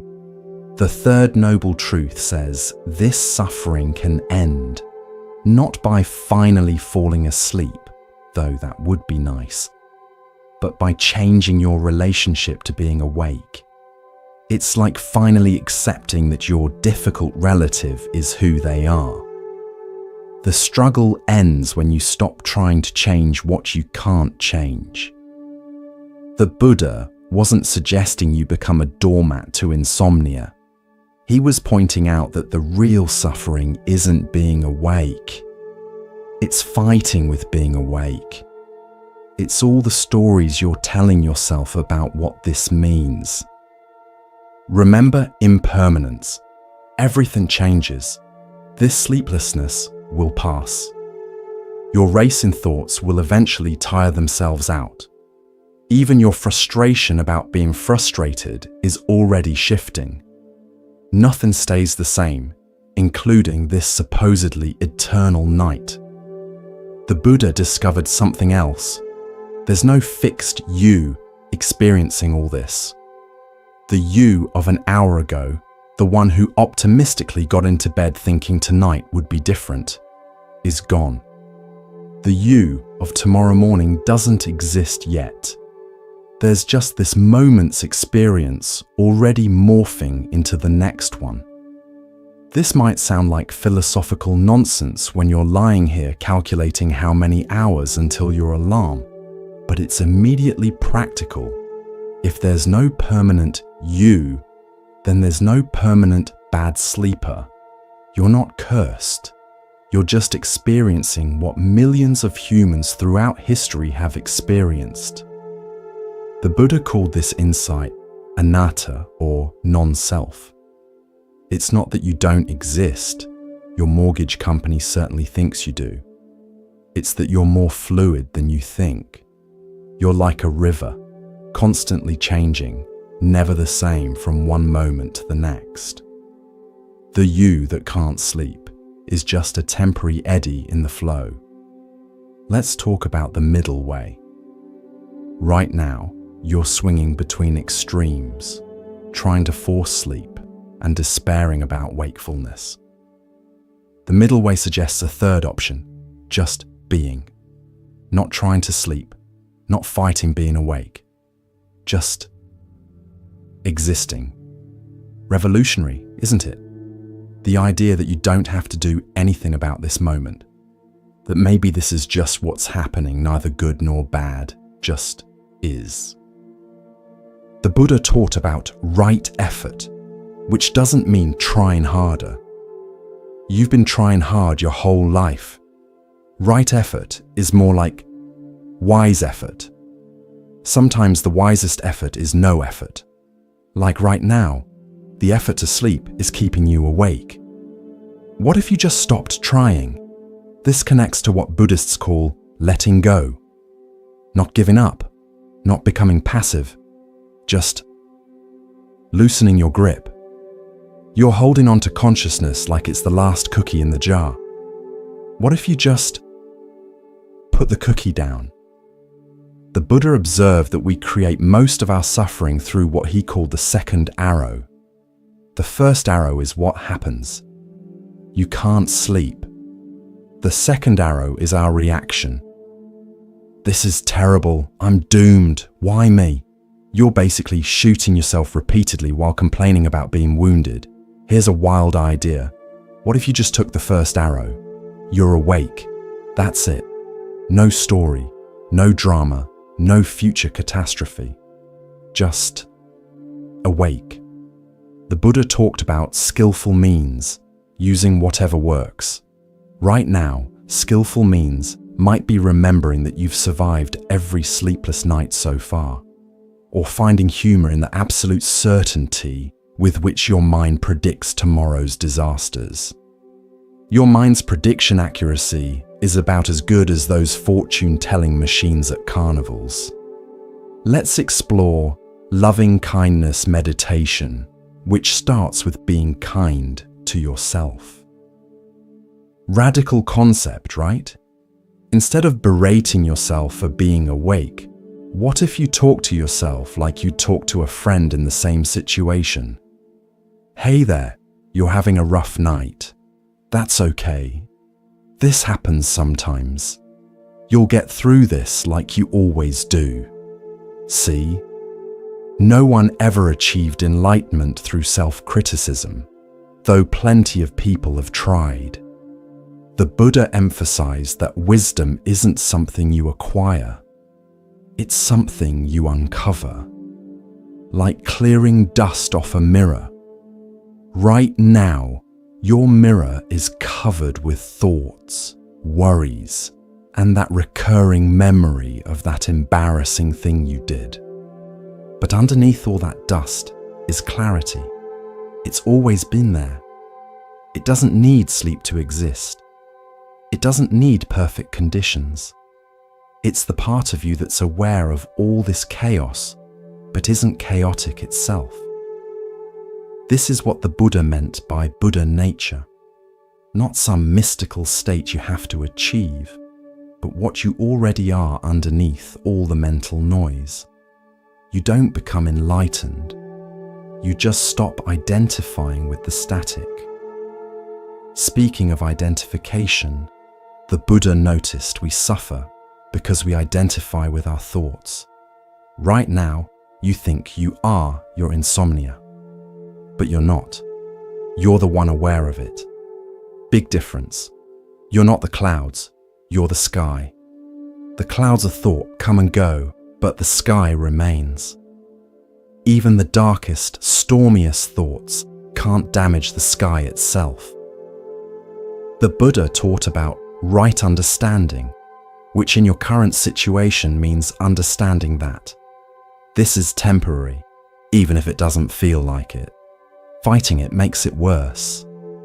You're not alone. Insomnia is practically a human tradition. This might actually be useful. When else do you get uninterrupted time to explore consciousness? Okay, that last one might be pushing it when you're exhausted and facing tomorrow's responsibilities. But still, the Buddha discovered that peace isn't the absence of problems, it's the absence of resistance to problems. Right now, you could have peace with insomnia. Not happy about it, but not at war with it either. It's like making peace with rain.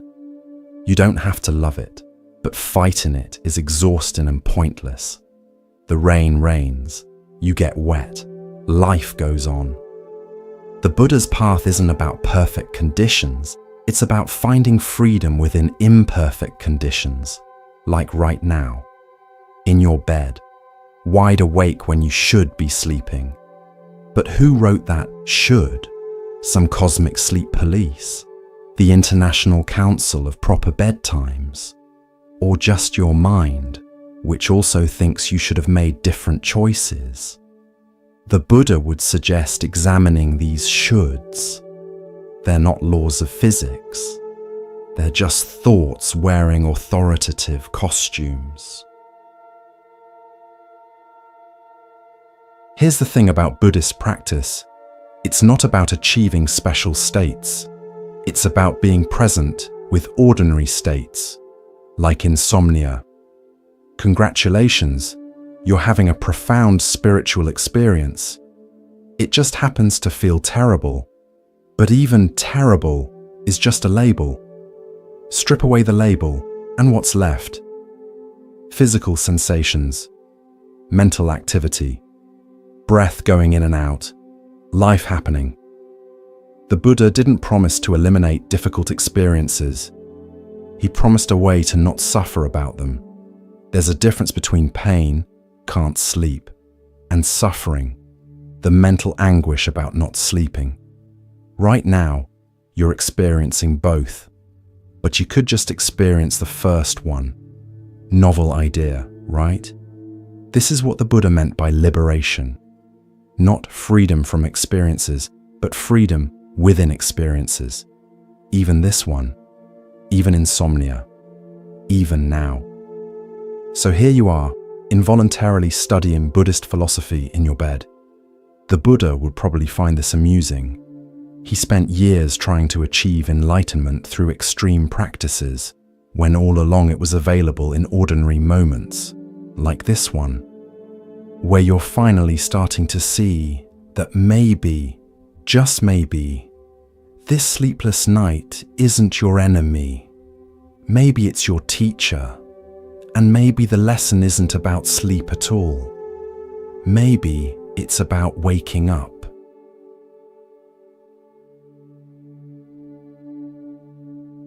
Well, look at you, still here, still conscious, still engaged in what might be the longest meditation retreat you never signed up for.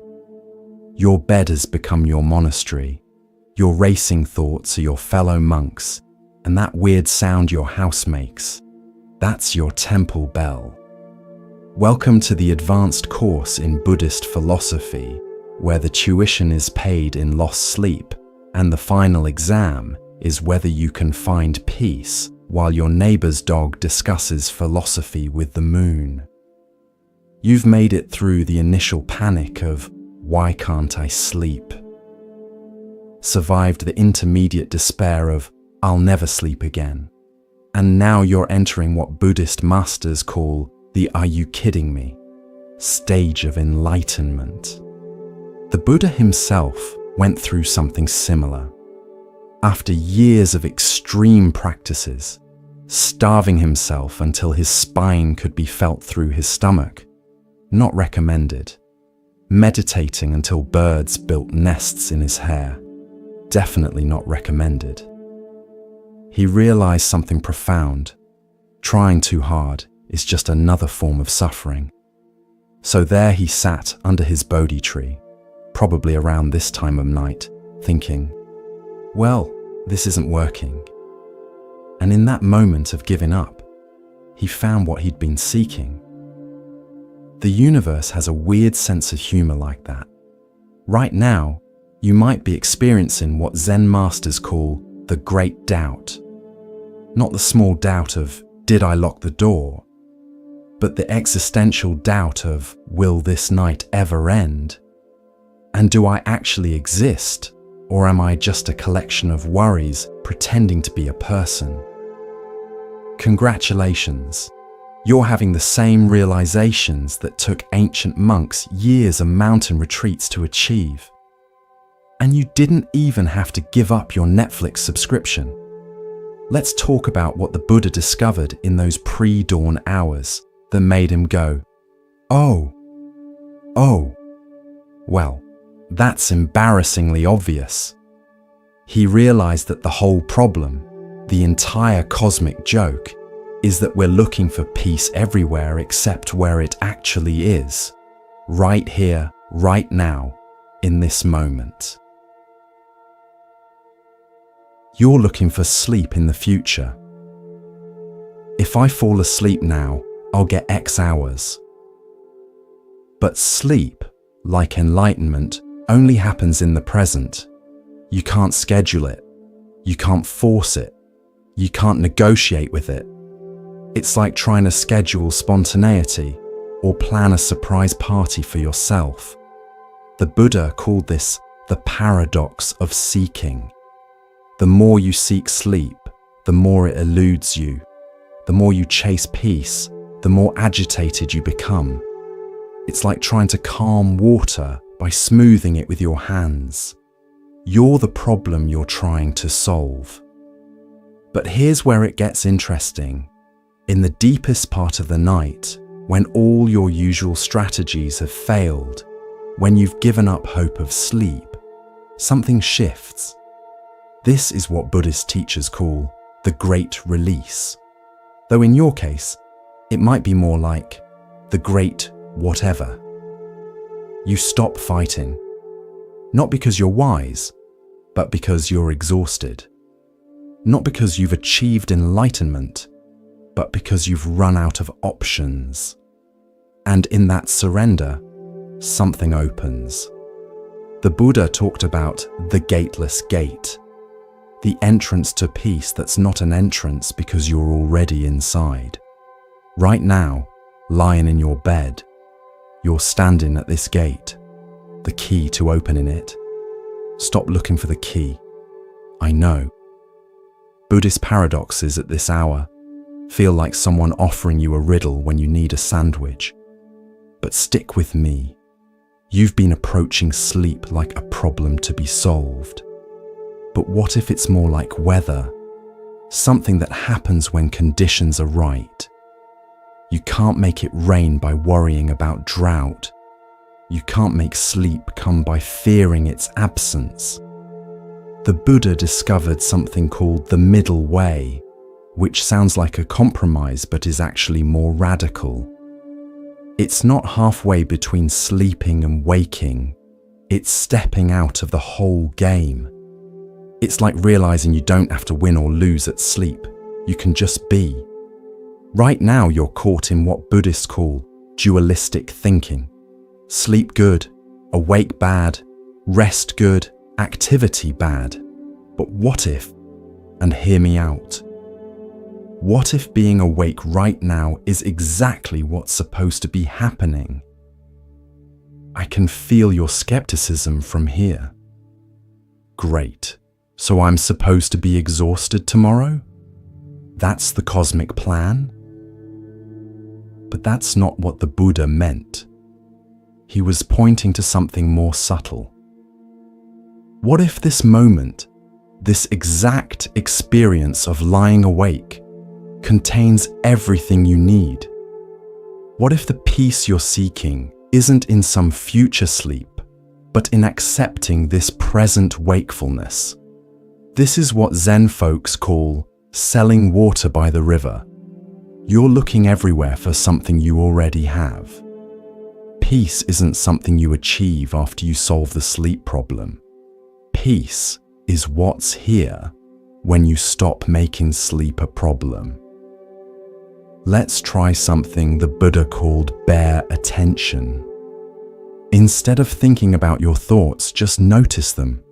Instead of trying to sleep, just notice wakefulness. Instead of fighting this moment, just be in it. Notice the weight of your body on the bed. Not to do anything about it, just to notice. Notice the rhythm of your breath. Not to change it, just to observe. Notice the thoughts arising, not to judge them, just to see them. This is meditation in its purest form, not sitting cross-legged on a cushion, but lying in bed at some ungodly hour, simply being aware of what is. The Buddha said that most of our suffering comes from wanting things to be different than they are. You want to be asleep. Reality is, you're awake. The suffering isn't in the wakefulness, it's in the argument with reality. It's like being upset at gravity for making things fall. Gravity just gravities. Wakefulness just wakes. Your resistance is optional. Here's a mind bender the Buddha would appreciate. What if you're not failing at sleep? What if you're succeeding at meditation? What if this whole sleepless night is exactly what you needed to understand something essential about the nature of mind? In Buddhist texts, they talk about the dark night of the soul, not as punishment, but as a necessary passage. The darkness before dawn, the confusion before clarity, the struggle before surrender. Maybe you're not an insomniac. Maybe you're a night shift Buddha, working the graveyard shift of consciousness. The Buddha taught about right view, seeing things as they actually are. Right now, what's actually happening? Strip away all the stories, all the predictions, all the judgments. What's left? A human being experiencing consciousness. That's it. Everything else is commentary added by your mind's editorial department, which apparently works over time. The Buddha discovered that awareness itself is never tired. The part of you that's aware of tiredness isn't tired. The part that's aware of thoughts isn't thinking. There's a peaceful witness behind all the drama, watching the show without getting pulled on stage. Can you feel it? That quiet awareness behind all the noise. It's been there all along, like the sky behind the clouds. The clouds of thought come and go, but the sky remains untouched. This is what the Buddha meant by Buddha nature, not something you have to earn or achieve, but what you already are beneath all the mental activity. You don't become enlightened, you just stop identifying with the shadows on the wall. Speaking of shadows, let's talk about what Buddhist psychology calls the hindrances. You've got front row seats to the full show tonight. There's desire, wanting things to be different. I want to sleep has become your mantra, repeated with all the effectiveness of wishing for a unicorn. There's aversion, pushing away what's here. You're treating wakefulness like it's personally offended you, like it showed up to your party uninvited and drank all your good wine. There's restlessness, the mental equivalent of pacing in a cage. Your thoughts are doing laps around your skull like they're training for the anxiety Olympics. There's dullness, that heavy, foggy quality that's not quite sleep, but makes thinking feel like swimming through molasses. And there's doubt, questioning whether any of this matters, whether you'll ever sleep again, whether Buddhist wisdom applies to someone whose main spiritual practice is checking their phone. The Buddha's approach to these hindrances wasn't to fight them. It was to recognize them, like spotting old friends at a reunion. Oh, hello anxiety. I see you brought your cousin regret. And look, there's future tripping, fashionably late as always. When you name them, they lose some of their power. They're just mental weather patterns, not permanent residents. Here's something profound, the Buddha realized. Suffering isn't in the experience itself, but in our relationship to it. Pain is inevitable. Sometimes you can't sleep.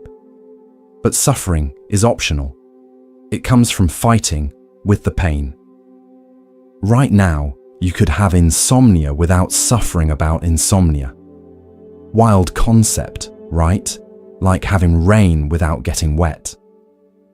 But the Buddha wasn't talking about physical wetness. He was talking about mental resistance. The rain of wakefulness is falling. You can stand there shaking your fist at the sky, or you can just notice, oh, it's raining consciousness tonight.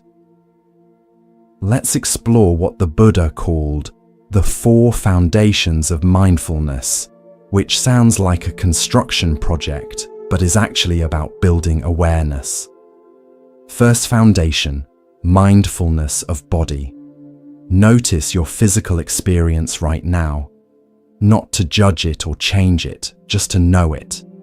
The mattress supporting you, the blanket's weight, that spot on your back that's been weird since you helped your friend move that couch.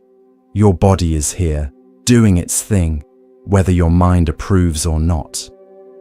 Second foundation, mindfulness of feelings. In Buddhism, feelings doesn't mean emotions like I'm sad because my kid never calls. It means the basic tone of experience, pleasant, unpleasant, or neutral. Being awake when you want to sleep, probably landing in the unpleasant category. But notice, the unpleasantness isn't solid. It fluctuates, changes intensity, sometimes even disappears when you're not paying attention to it. Third foundation, mindfulness of mind. This is observing your mental state like you're watching weather patterns. Cloudy with a chance of existential dread, partly anxious with scattered moments of clarity. Your mind has weather, but you're not the weather. You're the one watching it. Fourth foundation, mindfulness of mental objects. These are the specific thoughts, memories, plans that populate your consciousness. Instead of getting lost in their content, you observe them as phenomena. Like watching fish in an aquarium, you can see them without having to swim with them. The Buddha wasn't creating busy work for insomniacs. He was pointing out that when you observe experience clearly, without adding stories, something shifts. The suffering isn't in the insomnia, it's in the narrative about insomnia.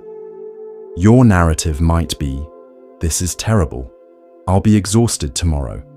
I can't function without sleep. Something's wrong with me. But what if the narrative was, I'm awake? Lots of people are awake right now. This happens sometimes.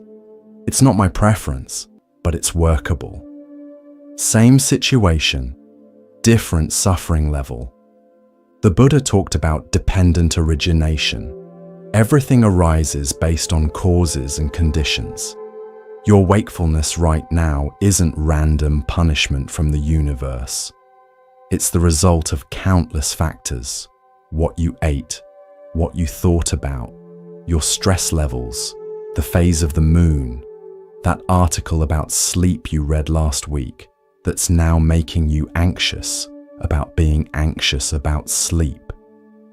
Understanding this web of causation doesn't make sleep magically appear, but it removes the personal sting. This isn't happening to you. It's just happening based on conditions, many of which you couldn't control if you tried. Let's talk about what Buddhists call emptiness. Not the depressing kind you feel looking at your retirement account, but the liberating recognition that things don't exist in the solid way we imagine. Your insomnia isn't a thing. It's a label for a collection of experiences: physical alertness, mental activity, emotional frustration, time awareness, tomorrow dread, and so on. Remove any element and the experience changes. This isn't philosophical hair splitting, it's practical. When you see that insomnia is empty of inherent existence, you stop treating it like a solid enemy to defeat. It's more like a cloud, appears solid from a distance, but up close, it's just vapor.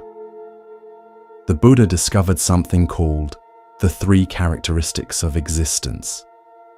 Everything is impermanent, unsatisfactory, and not self. Sounds like a terrible Yelp review for existence, but it's actually liberating. Impermanent means this sleeplessness will pass. It also means if you do fall asleep, that won't last either. Everything's in flux, including your current state of cosmic annoyance. Unsatisfactory doesn't mean life sucks. It means even pleasant experiences have a tinge of anxiety because we know they'll end. Even if you were sleeping peacefully, some part of you would know the alarm will eventually ring. Not self means there's no fixed you experiencing this. The insomniac identity you're wearing isn't permanent. You're not a bad sleeper any more than the ocean is a bad wave maker during a storm. These insights weren't meant to depress you.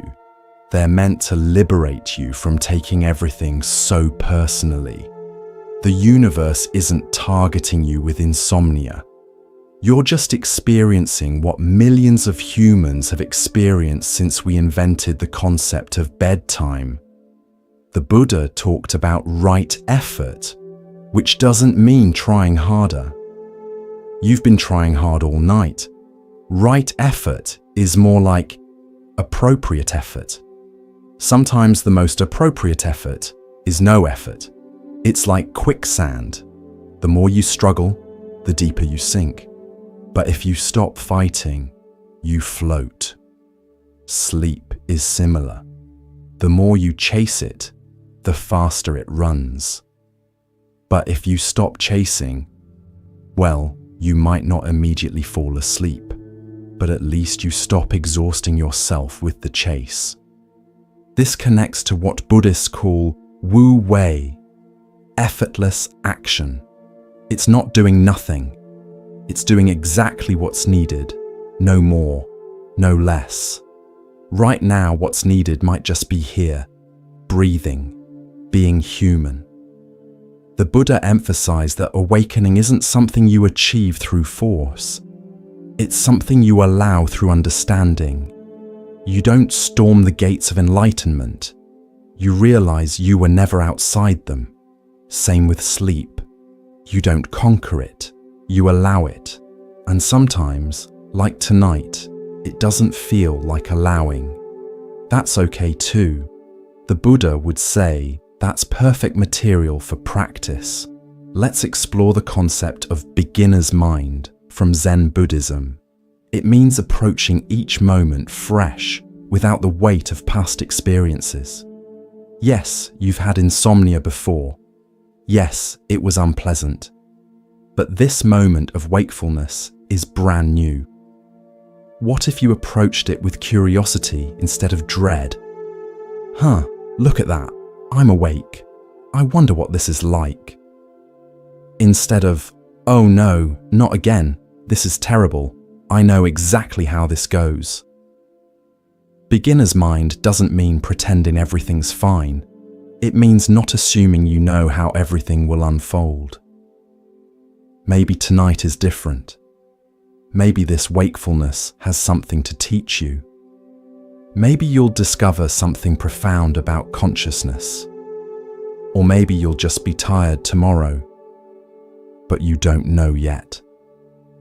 The Buddha talked about taking refuge, not hiding from life, but finding shelter in what's reliable. Traditionally, Buddhists take refuge in the Buddha, the teacher, Dharma, the teachings, and Sangha, the community. But right now, you can take refuge in simpler things. Your breath. It's been keeping you alive all night without your supervision. The present moment, the only one that actually exists. And the fact that millions of people throughout history have survived nights exactly like this. You're part of an ancient lineage of the sleepless, philosophers, poets, parents of newborns, people with big presentations tomorrow, all united in the brotherhood and sisterhood of the wide awake. The Buddha taught about loving kindness meditation, starting with yourself. This is radical now when you're more inclined toward self-criticism. But try it. May I be happy? May I be peaceful? May I accept this moment as it is? May I stop Googling fatal insomnia? Then extend it outward. May all beings who are awake right now find peace. May everyone staring at their ceiling feel less alone. May that person somewhere checking their phone for the 100th time remember they're human, not a sleep-optimized machine. This practice isn't about feeling warm and fuzzy. It's about recognizing our shared humanity. Someone, somewhere, is having exactly the same thoughts you are. There's comfort in that. The Buddha understood that transformation happens not through force, but through awareness. You can't think your way to sleep, but you can observe your way to peace with wakefulness. Watch your thoughts like you're watching a parade. There goes the "I'll never sleep again" float. Here comes the "Tomorrow will be awful" marching band. Oh look, the "Why me" balloon just passed by. You don't have to join the parade. You can just watch it pass. This is what meditation really is. Not emptying your mind, but changing your relationship to its contents. Instead of being in the thought stream, drowning in worries, you sit on the bank and watch it flow. The Buddha talked about skillful means, using whatever works to reduce suffering. Right now, skillful means might be remembering that you've survived every sleepless night so far, finding humor in your mind's dramatic predictions, practicing gratitude for what's working. Hey, your heart's still beating. Accepting that rest has value even without sleep. The Buddha's path isn't about achieving perfection. It's about finding freedom within imperfection. Your insomnia isn't a failure of spiritual practice. It is spiritual practice. Every moment of wakefulness is a chance to practice presence, acceptance, compassion. Let's talk about what Buddhists call the middle way between extremes. You've been swinging between trying to force sleep and despairing about wakefulness. The middle way is neither forcing nor giving up. It's just being with what is. This is revolutionary thinking. Your whole life, you've been taught that effort solves problems. But some problems dissolve when you stop treating them as problems. Insomnia might be one of them. The Buddha discovered that much of our suffering comes from what he called the second arrow. The first arrow is what happens. You can't sleep. The second arrow is your reaction. All the stories about what this means, all the future catastrophes you're imagining. You can't always avoid the first arrow, but the second arrow, that's optional. You're shooting yourself with second arrows all night. This is terrible. I'm broken. Tomorrow's ruined. What if you just took the first arrow? Simple wakefulness, without adding the dramatic commentary. Here's a Buddhist mindbender. Consciousness is naturally luminous and knowing. It doesn't need sleep to function. The awareness that knows you're tired isn't itself tired. The awareness that observes anxiety isn't anxious. Right now, can you sense that awareness? The knowing that knows you're awake? It's perfectly peaceful, always has been. The drama is in the content of consciousness, not consciousness itself. This is what the Buddha meant by Buddha nature. Not something you achieve, but what you already are beneath the mental noise. You don't have to become peaceful. You just have to notice the peace that's already here, hidden beneath layers of thinking. The Buddha taught that suffering ends not when circumstances change, but when our relationship to circumstances changes. You might still be awake at dawn, but you don't have to suffer about it. You can be wakefully at peace, restlessly calm, alertly accepting. This is the paradox of the Buddhist path. You find what you're seeking when you stop seeking. You achieve peace when you stop trying to achieve. You might even find sleep when you genuinely stop needing it. But that's not the point. The point is discovering that who you really are isn't disturbed by insomnia or anything else. You're the sky, not the weather. You're the ocean, not the waves. Your awareness itself, naturally peaceful, already free. So here you are, in the deep hours before dawn, accidentally discovering what monks spend years in caves trying to find. The cosmic joke is that enlightenment was hiding in your insomnia all along. The Buddha would probably laugh at this.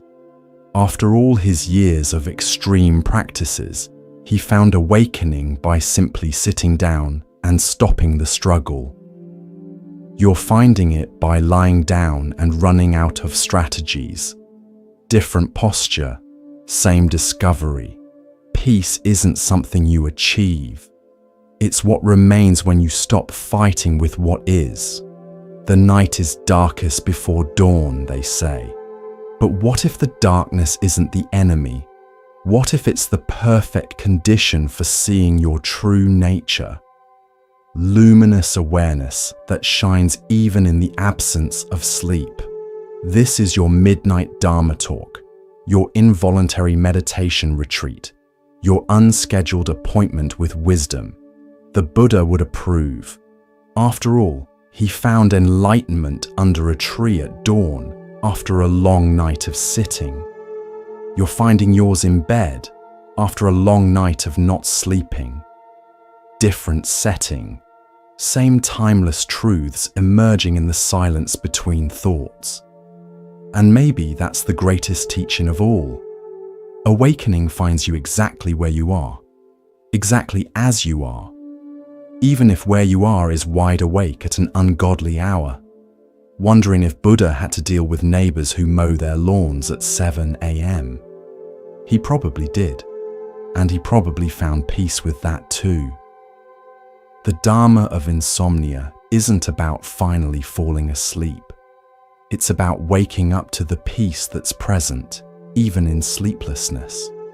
It's about discovering that you're already home, even when rest feels far away. So breathe, notice, accept. And if sleep comes, let it.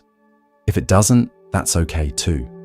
You're exactly where you need to be, learning exactly what you need to learn, being exactly who you are. And sometimes, in the deepest hours of the night, being awake is its own kind of enlightenment. The Buddha smiled under his Bodhi tree. You can smile in your bed. Different century, same timeless moment of understanding. This is it. This is the practice.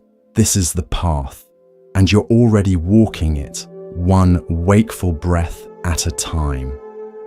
Welcome to the night shift of awakening. The hours are terrible, but the wisdom is timeless.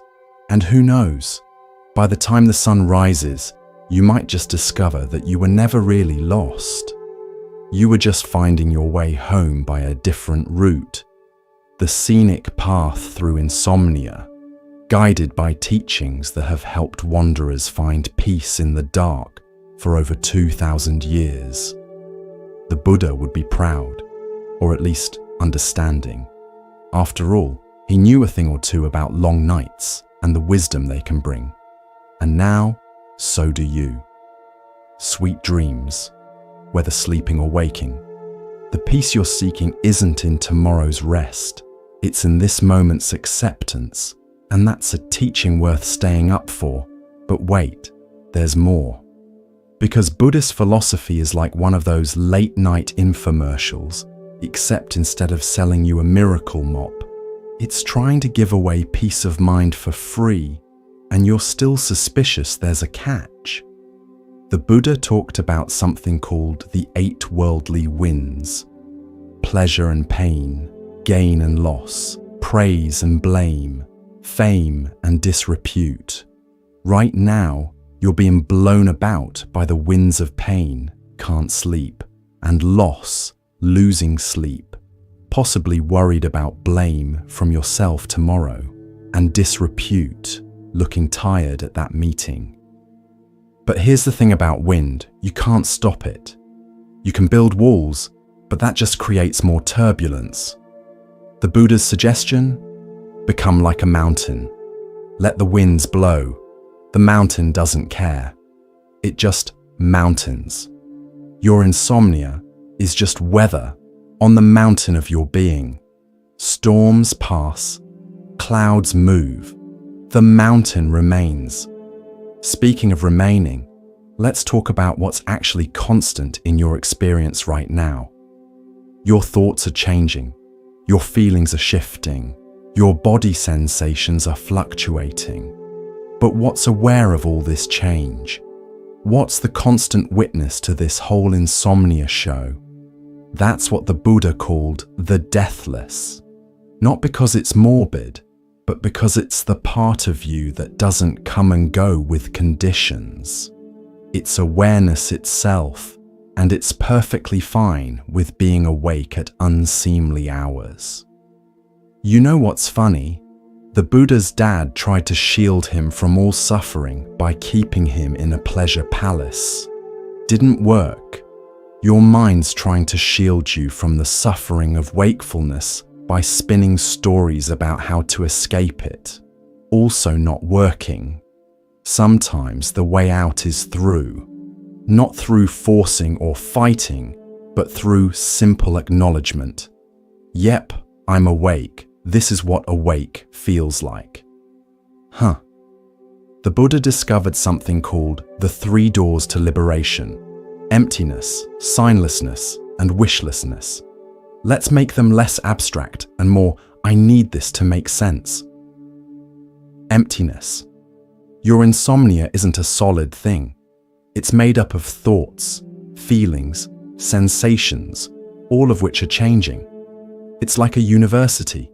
Seems solid from the outside, but it's really just buildings, people, and ideas, all of which could change. Signlessness. Stop looking for signs that sleep is coming. Stop interpreting every yawn, every heavy eyelid, every moment of quiet as maybe now. These signs are just more thoughts. Sleep doesn't announce its arrival. It just arrives. Wishlessness. This is the advanced level. Not even wishing for sleep. Not because you're giving up, but because you're so okay with this moment that sleep becomes optional. Like when you stop caring if your crush texts back, and suddenly they do. The universe is weird like that. The Buddha taught about right mindfulness, which includes mindfulness of death. Now, before you panic that we're getting too heavy for insomnia hour, hear me out. Remembering impermanence, including our own, has a way of putting sleepless nights in perspective. In the vast scheme of things, losing one night's sleep isn't the catastrophe your mind's making it out to be. You've lost nights before. You'll lose them again.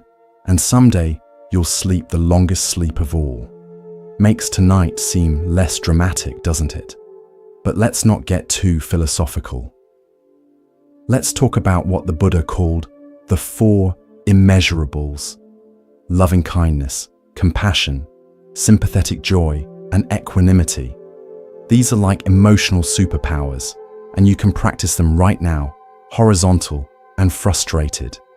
Loving kindness, already covered. Be nice to your sleepless self. Compassion. Feel for everyone else who's awake right now, scrolling through their phones, wondering if melatonin actually works, or if it's just expensive placebo. Sympathetic joy. Be happy for everyone who is sleeping.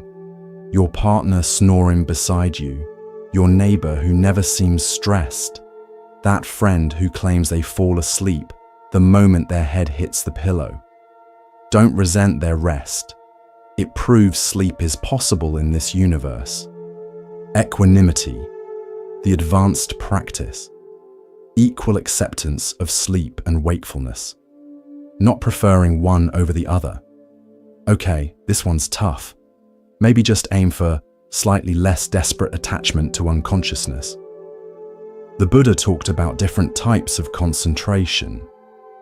There's access concentration, just enough focus to stay with an object. That's what you need right now. Not laser focus, just gentle attention. Like watching clouds, not analyzing their molecular structure. Then there's absorption concentration, deeper states where you lose sense of time and self. You might accidentally achieve this while staring at your ceiling. Congratulations, you've reached what monks train years for. Too bad it's not as restful as they make it sound. Here's something practical from Buddhist psychology. The mind inclines toward whatever it frequently thinks about. If you spend every sleepless night catastrophizing, guess what your mind's going to do next time you can't sleep? It's like training a dog to bark at mailmen, then wondering why it won't stop, but you can train it differently. Each moment you spend peacefully awake is retraining your mind. Oh, we can be awake without panicking. Interesting. Your future self will thank you. The Buddha emphasized that suffering isn't punishment, it's information. Your insomnia is telling you something. Maybe it's about stress or caffeine, or that your mind needs more space to process life. But it's definitely telling you about your relationship to control. You can't control sleep. Join the club of things you can't control, which includes other people, the weather, the stock market, and whether your sports team wins. Quite a club. The membership fees are high, but the freedom is worth it. Let's talk about what Buddhists call the near enemies. States that look like spiritual qualities, but aren't. The near enemy of equanimity is indifference. You might think you're being zen about insomnia when really you're just resigned. True equanimity has engagement, curiosity, aliveness. The near enemy of compassion is pity. Feeling sorry for yourself isn't compassion. It's just another form of suffering. True compassion says, this is hard, and I'm here for myself through it. The Buddha taught about wise attention versus unwise attention. Unwise attention fixates on, why me? When will this end? What's wrong with me? Wise attention notices body lying down, breath happening, thoughts arising, awareness aware. Simple, but not easy, like most worthwhile things. Here's a Buddhist take on time. The past is memory, the future is imagination, the present is reality. Right now, you're suffering about tomorrow's tiredness, imagination, based on previous experiences of sleeplessness, memory. The actual reality, you're just lying here breathing. The Buddha wasn't big on metaphysics, but he did point out that consciousness is weird. It can know itself. Right now, you're aware that you're aware. You're conscious of consciousness. This recursive loop is either profound spiritual insight or what happens when you've been awake too long, maybe both. Let's explore the Buddhist concept of no self in a way that won't break your already tired brain. You're not a fixed thing called an insomniac. You're a process. Breathing happening, thinking happening, wakefulness happening. The labels are just convenient fictions. It's like a river. We call it the Mississippi, as if it's one solid thing, but it's really water flowing. You're like that. Experiences flowing. Tonight, insomnia is part of the flow. Tomorrow, something else will be. The Buddha taught that clinging causes suffering. You're clinging to the idea of sleep, like it's the last life raft on a sinking ship. But what if you're already floating? What if wakefulness is just another way of being carried by the stream of existence? Here's something they don't put on meditation app advertisements. Sometimes practice is boring. Sometimes it's frustrating. Sometimes it's lying in bed at ridiculous hours, wondering if ancient wisdom applies to modern insomnia. Spoiler, it does. The Buddha talked about skillful versus unskillful actions.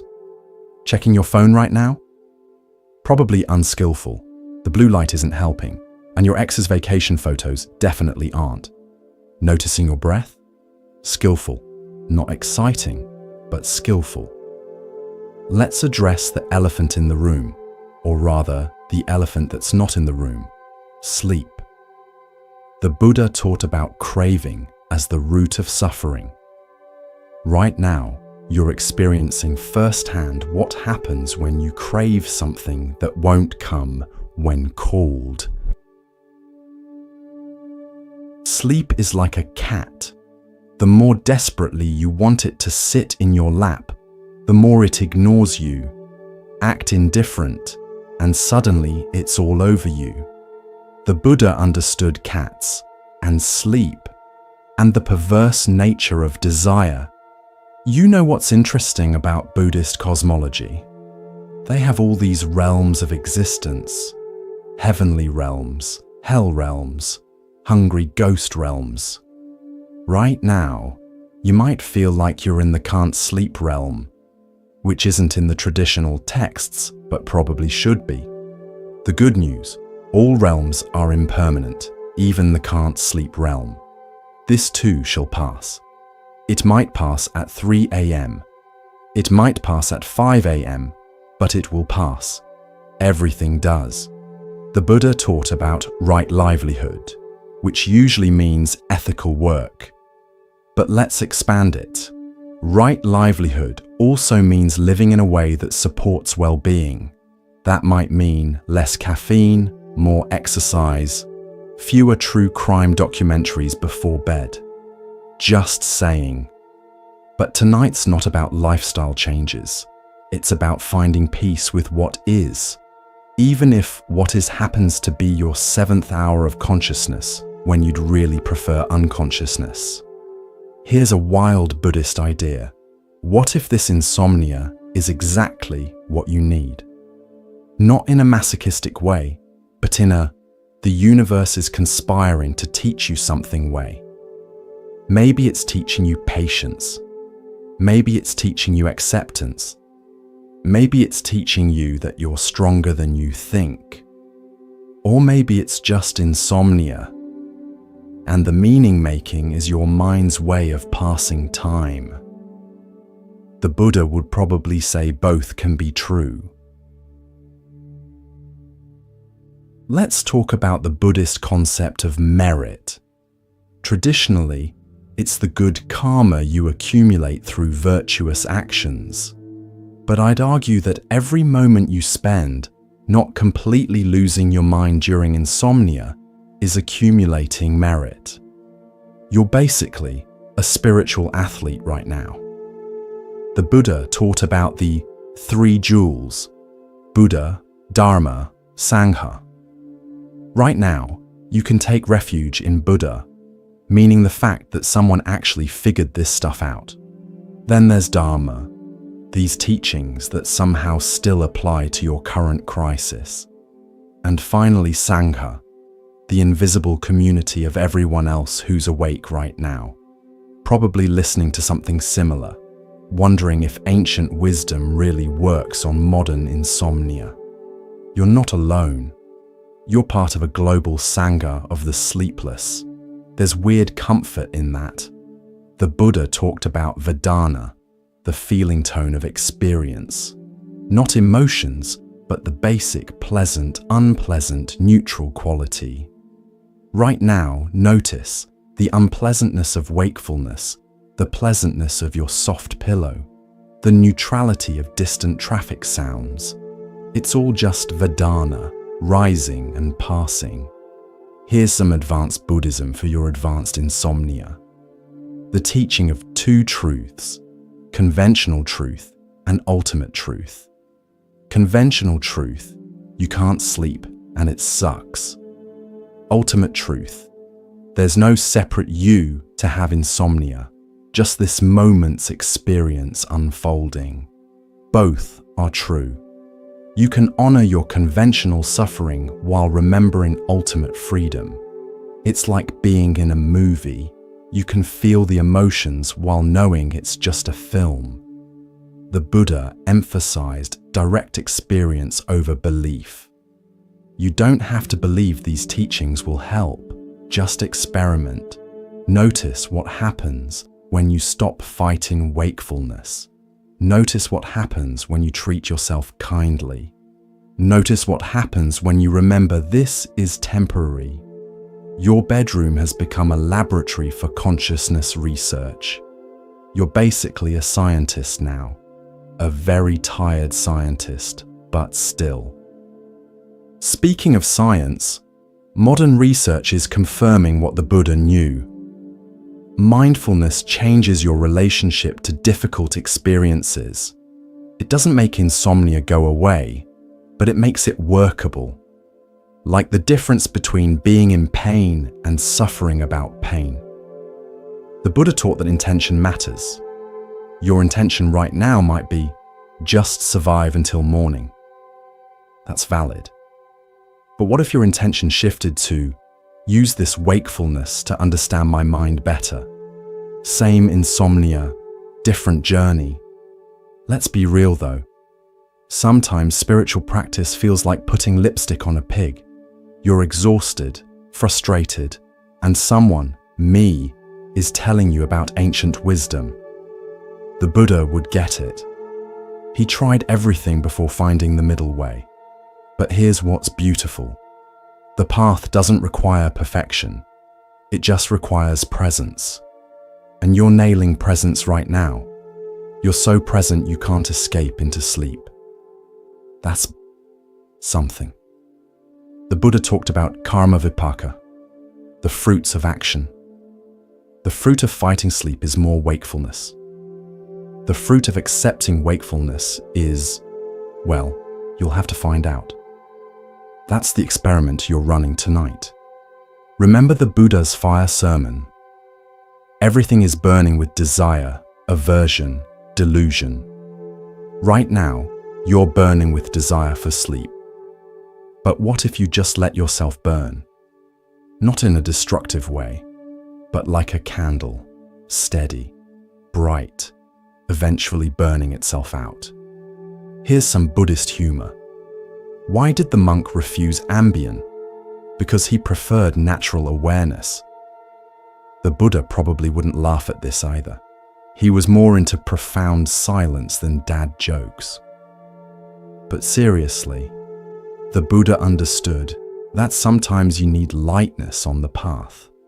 Taking your insomnia too seriously is just another form of suffering. Can you find any absurdity in lying here, having an existential crisis in your pajamas? The Buddha taught about the middle way in everything. Not too tight, not too loose, like tuning a guitar. Right now, you're strung way too tight about sleep. What would loosening feel like? Not giving up, just relaxing the grip. Here's a practice. Count your exhales, not to fall asleep, just to have something to do besides catastrophizing. 1, 2. Forget what number you're on. Start over. This is meditation, not a performance review. The Buddha discovered that labels create limitation. Insomniac is just a label. Bad sleeper is just a label. What if you dropped all labels and just experienced this moment raw, unnamed? You know what's fascinating? The Buddha achieved enlightenment just by sitting still and watching his mind. You're lying still and watching your mind. You're basically 90% of the way there. The other 10% is probably letting go of needing to be anywhere else. The Buddhist teaching on right speech includes silence. Sometimes the most profound response to insomnia is no response, no internal commentary, no problem solving, just spacious silence containing whatever arises. But let's be honest, maintaining noble silence at 3 a.m. is like maintaining a diet at a buffet. Theoretically possible, rarely achieved. The Buddha would understand. He was human too. Here's the thing about Buddhist practice. It works even when you think it's not working. Every moment of awareness, even awareness of frustration, is practice. You're not failing at meditation. You're succeeding at being human. The Buddha taught that everything is interconnected. Your insomnia connects to your thoughts, your dinner, the moon phase, global anxiety levels, the invention of artificial light, and that coffee shop that makes espresso too strong. It's all one big web. Understanding interconnection means realizing you're not personally failing at sleep. You're part of a vast network of causes and conditions. It's not personal, it's just what's happening. Let's talk about Buddha nature again. It's not something you develop. It's what you are when you stop trying to be something else. Right now, trying to be a sleeper is obscuring your natural wakefulness. What if wakefulness is your Buddha nature tonight? The Buddha said suffering ceases when craving ceases. You don't have to cease craving forever, just for this breath. Then maybe the next. That's the whole path. One breath at a time. And if you're thinking, great, now I'm craving the cessation of craving, welcome to the Buddhist Paradox Club. We meet whenever we can't sleep. Here's the ultimate Buddhist plot twist. Seeking enlightenment is just another form of craving. Seeking sleep is too. What's left when you give up seeking? Just this. Just here. Just breathing in the dark. Maybe that's enough. Maybe it's plenty. Maybe it's exactly what the Buddha was pointing to all along, the perfection of this imperfect moment. And maybe tomorrow night you'll sleep like a baby. Or maybe you'll be here again, exploring consciousness with your reluctant teacher, insomnia. Either way, you'll handle it. Because that's what humans do. That's what Buddhas do. The night is still dark, but something has shifted. Not outside, but inside. The war with wakefulness has paused. A truce has been called. And in that pause, that peace, something deeper than sleep, refreshes you. This is what the Buddha found under his tree. Not escape from difficulty, but freedom within it. Not the end of challenges, but the end of suffering about them. And now you've found it too, in your own way, in your own time, in your own bed. The Dharma of insomnia has been transmitted. The teaching is complete. Or maybe it's just beginning. After all, there's still time before dawn. Time for more practice, more presence, more peace with what is. The Buddha smiled. You can too. Because if you can find peace here, you can find it anywhere. And that's the real awakening. The Buddha often used the metaphor of a raft to describe his teachings. You use the raft to cross the river of suffering, but you don't carry it on your head once you reach the other shore. Right now, these teachings are your raft across the river of insomnia. Use what works, leave what doesn't. But here's the thing about rivers at night. They look different, deeper, more mysterious. Maybe your insomnia is showing you a different view of the river of consciousness, one that daytime crossers never see. The Buddha talked about right understanding, which starts with understanding the Four Noble Truths. But at this hour, let's translate them into insomnia noble truths. First, truth, sleeplessness happens. Second truth, fighting it makes it worse. Third truth, peace is possible even without sleep. Fourth truth, here's how, through acceptance, awareness, and maybe a touch of cosmic humor about the whole situation. Let's explore what Buddhists call the six sense doors: sight, sound, smell, taste, touch, and mind. Yes, mind is considered a sense door in Buddhism. Right now, your mind door is wide open, broadcasting the late-night anxiety show. But you can observe this just like you'd observe sound or touch, as phenomena arising and passing. Notice your other sense doors right now. The darkness or dim light through your eyes, the sound of your house settling, maybe distant traffic, the taste of, well, probably nothing, unless you're stress-eating crackers in bed, no judgment. The touch of sheets, the weight of blankets, these sensations are just happening without drama. It's only the mind door that's creating the theatrical production of Why Can't I Sleep? The musical. The Buddha emphasized that suffering arises when we identify with our experiences rather than observing them. Right now, you might be thinking, I am an insomniac, rather than insomnia is happening. See the difference? One is an identity crisis, the other is just weather passing through consciousness. Speaking of consciousness, let's dive into what Buddhist psychology calls the bhavanga, the ground of becoming, the background awareness that's always present. Even in your most agitated moments tonight, there's been this steady awareness underneath, watching the whole show. It's like the screen in a movie theater. The drama plays across it, but the screen itself remains unchanged. Can you sense that screen-like awareness right now? The part that's aware of your frustration, but isn't itself frustrated. That's what the Buddha pointed to as your true refuge.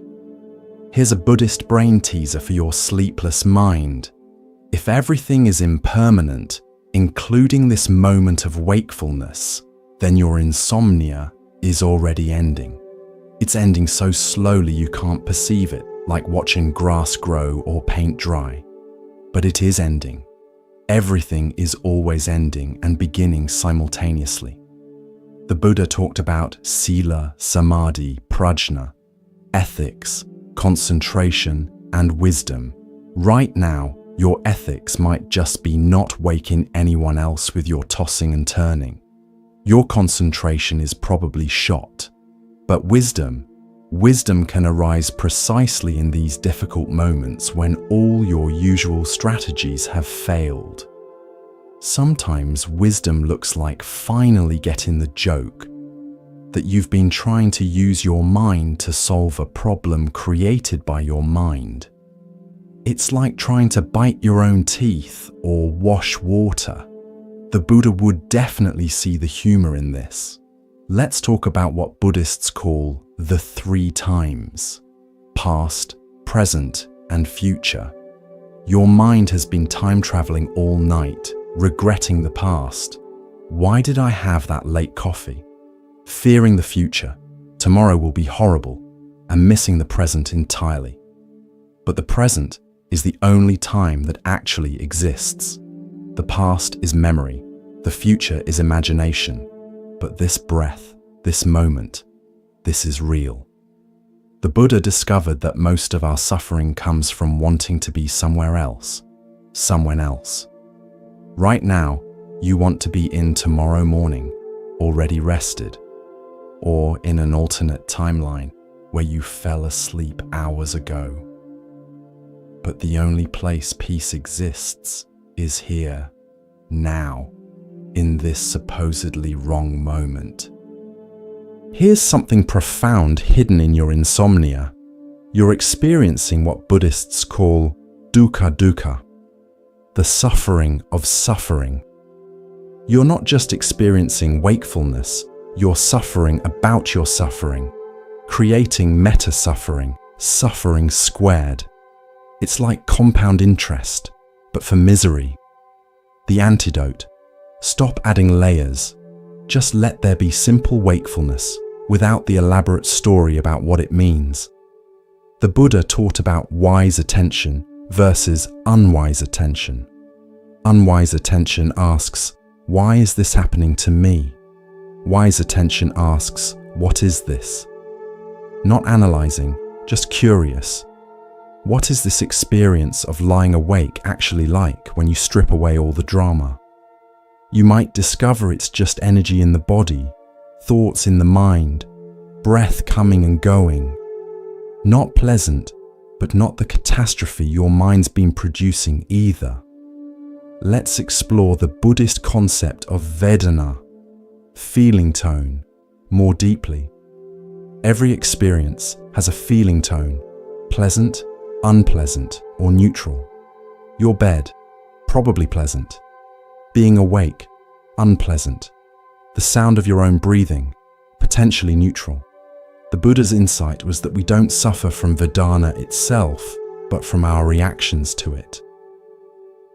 The unpleasant feeling of wakefulness isn't the problem. The problem is the mental proliferation. This is unpleasant, therefore wrong, therefore I'm failing, therefore tomorrow is ruined, therefore my life is falling apart. See how quickly unpleasant Vedana becomes existential crisis. That's the magic trick of the untrained mind. Here's what the Buddha might say if he were lying next to you right now. Weird image, but go with it. Friend, you're identified with the content of consciousness rather than resting in consciousness itself. You're caught in the movie instead of remembering you're in the theatre. The Buddha's teaching on dependent origination shows how one thing leads to another in a chain of causation.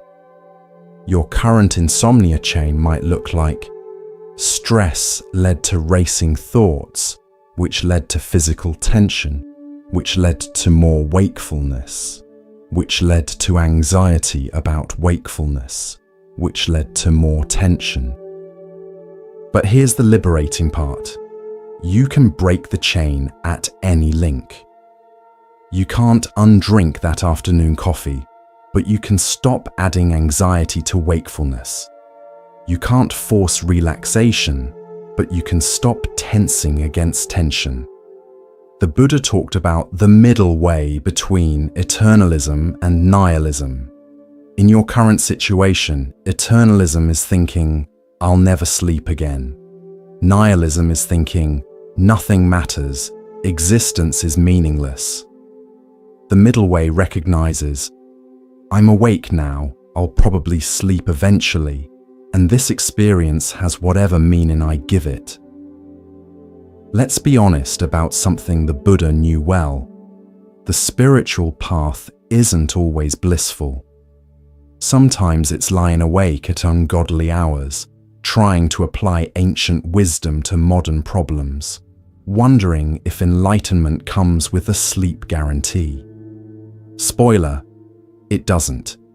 Even enlightened beings need sleep. They just don't suffer about needing it.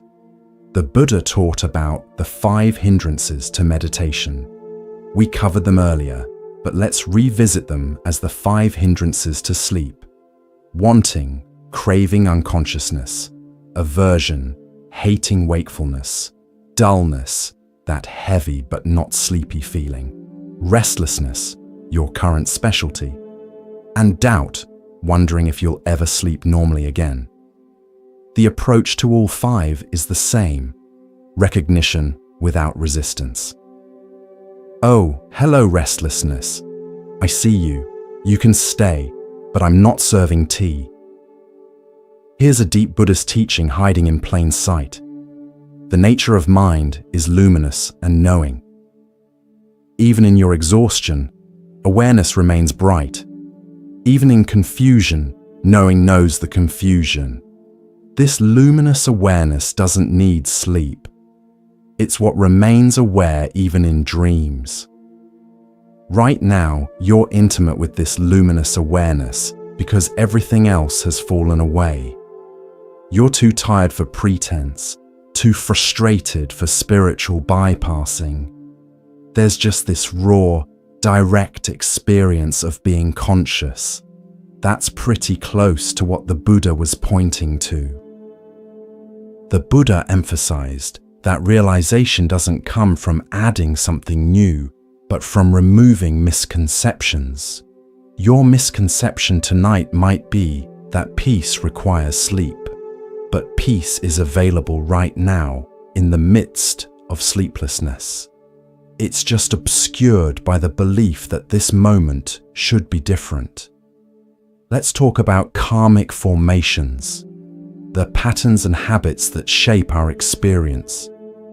Your mind has karmic formations around sleep, beliefs about how much you need, what happens without it, what it means when you can't get it. These formations are creating more suffering than the actual wakefulness. But karma isn't fate. It's just pattern, and patterns can change. Every moment you spend peacefully awake is creating new karma, new patterns. You're literally rewiring your relationship to sleep and wakefulness right now. The Buddha talked about the 4 efforts: preventing unwholesome states, abandoning them if they've arisen, cultivating wholesome states, and maintaining them. Right now, you might focus on abandoning the unwholesome state of sleep anxiety and cultivating the wholesome state of acceptance. But here's the twist. Sometimes the effort to abandon unwholesome states becomes an unwholesome state itself. The effort to stop worrying becomes a worry. This is why the Buddha emphasized wisdom over force. Here's a teaching that might actually help. The Buddha distinguished between pain and suffering. Pain, or in your case tiredness, is inevitable. Suffering is the mental and emotional reaction to pain. You can't avoid feeling tired tomorrow, but you can avoid the suffering of anticipating that tiredness all night. The Buddha's contemporary, Mahavira, founder of Jainism, taught extreme asceticism. The Buddha tried that path, starving himself, exposing himself to elements, probably staying awake for days. Know what he discovered? Extremes don't lead to liberation. The middle way does. So don't turn your insomnia into an extreme spiritual practice. Don't try to achieve enlightenment through sleep deprivation. Just be gently, wisely present with what is. Let's explore the Buddhist understanding of sankhara, mental formations or conditioning. Your reaction to insomnia is conditioned by past experiences, cultural beliefs about sleep, health articles you've read, stories from other insomniacs. This conditioning is running the show right now, but conditioning can be unconditioned. Not through force, but through seeing it clearly. When you see that your catastrophic thoughts about tomorrow are just conditioning, not reality, they lose their power. The Buddha often taught through questions rather than answers. So here's a question for your sleepless contemplation. Who is aware of the insomnia? Not the personality that's frustrated by it, but the awareness itself. That awareness isn't tired, isn't frustrated, isn't measuring time. It just is. In Zen, they talk about selling water by the river, offering people what they already have. Right now, I'm selling you peace by the river of your own awareness. You already have what you're seeking. The seeking itself is the only barrier. Here's the final paradox of your sleepless night. The very wakefulness you're fighting contains the awakening you're seeking. Your insomnia has become your meditation hall. Your frustration has become your teacher. Your exhaustion has become your practice. The Buddha found liberation not by escaping difficulty, but by understanding it so completely that it lost its power to create suffering. Tonight, you're on that same path, whether you realize it or not. And maybe that's the greatest gift of insomnia. It forces you to confront your mind directly, without distractions, without escapes. It's like an involuntary meditation retreat, minus the organic meals and sunset chanting. So here you are, in the deepest hours before dawn, accidentally discovering what monks spend lifetimes seeking. Direct encounter with the nature of mind. Your insomnia has become your Bodhi tree. Your bed has become your meditation cushion. And this endless night has become your path to understanding. The Buddha would recognize this moment. After all, he too sat through the long night before his awakening, facing every demon his mind could conjure. You're in good company, and who knows, maybe by the time the sun rises, you'll have discovered something more valuable than sleep. The peace that doesn't depend on conditions, the awareness that doesn't need rest, the freedom that's available even in the midst of difficulty. Or maybe you'll just be really tired tomorrow. That's okay too. The Buddha was reportedly quite tired after his enlightenment.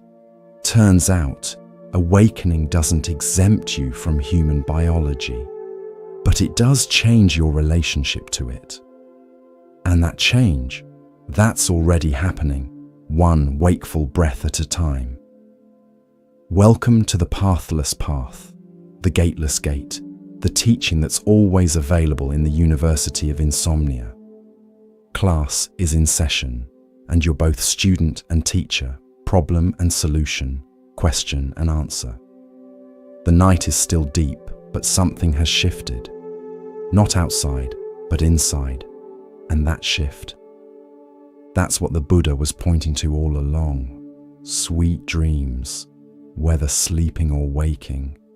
The peace you seek is already here, hidden in plain sight, waiting to be discovered in the very wakefulness you've been trying to escape.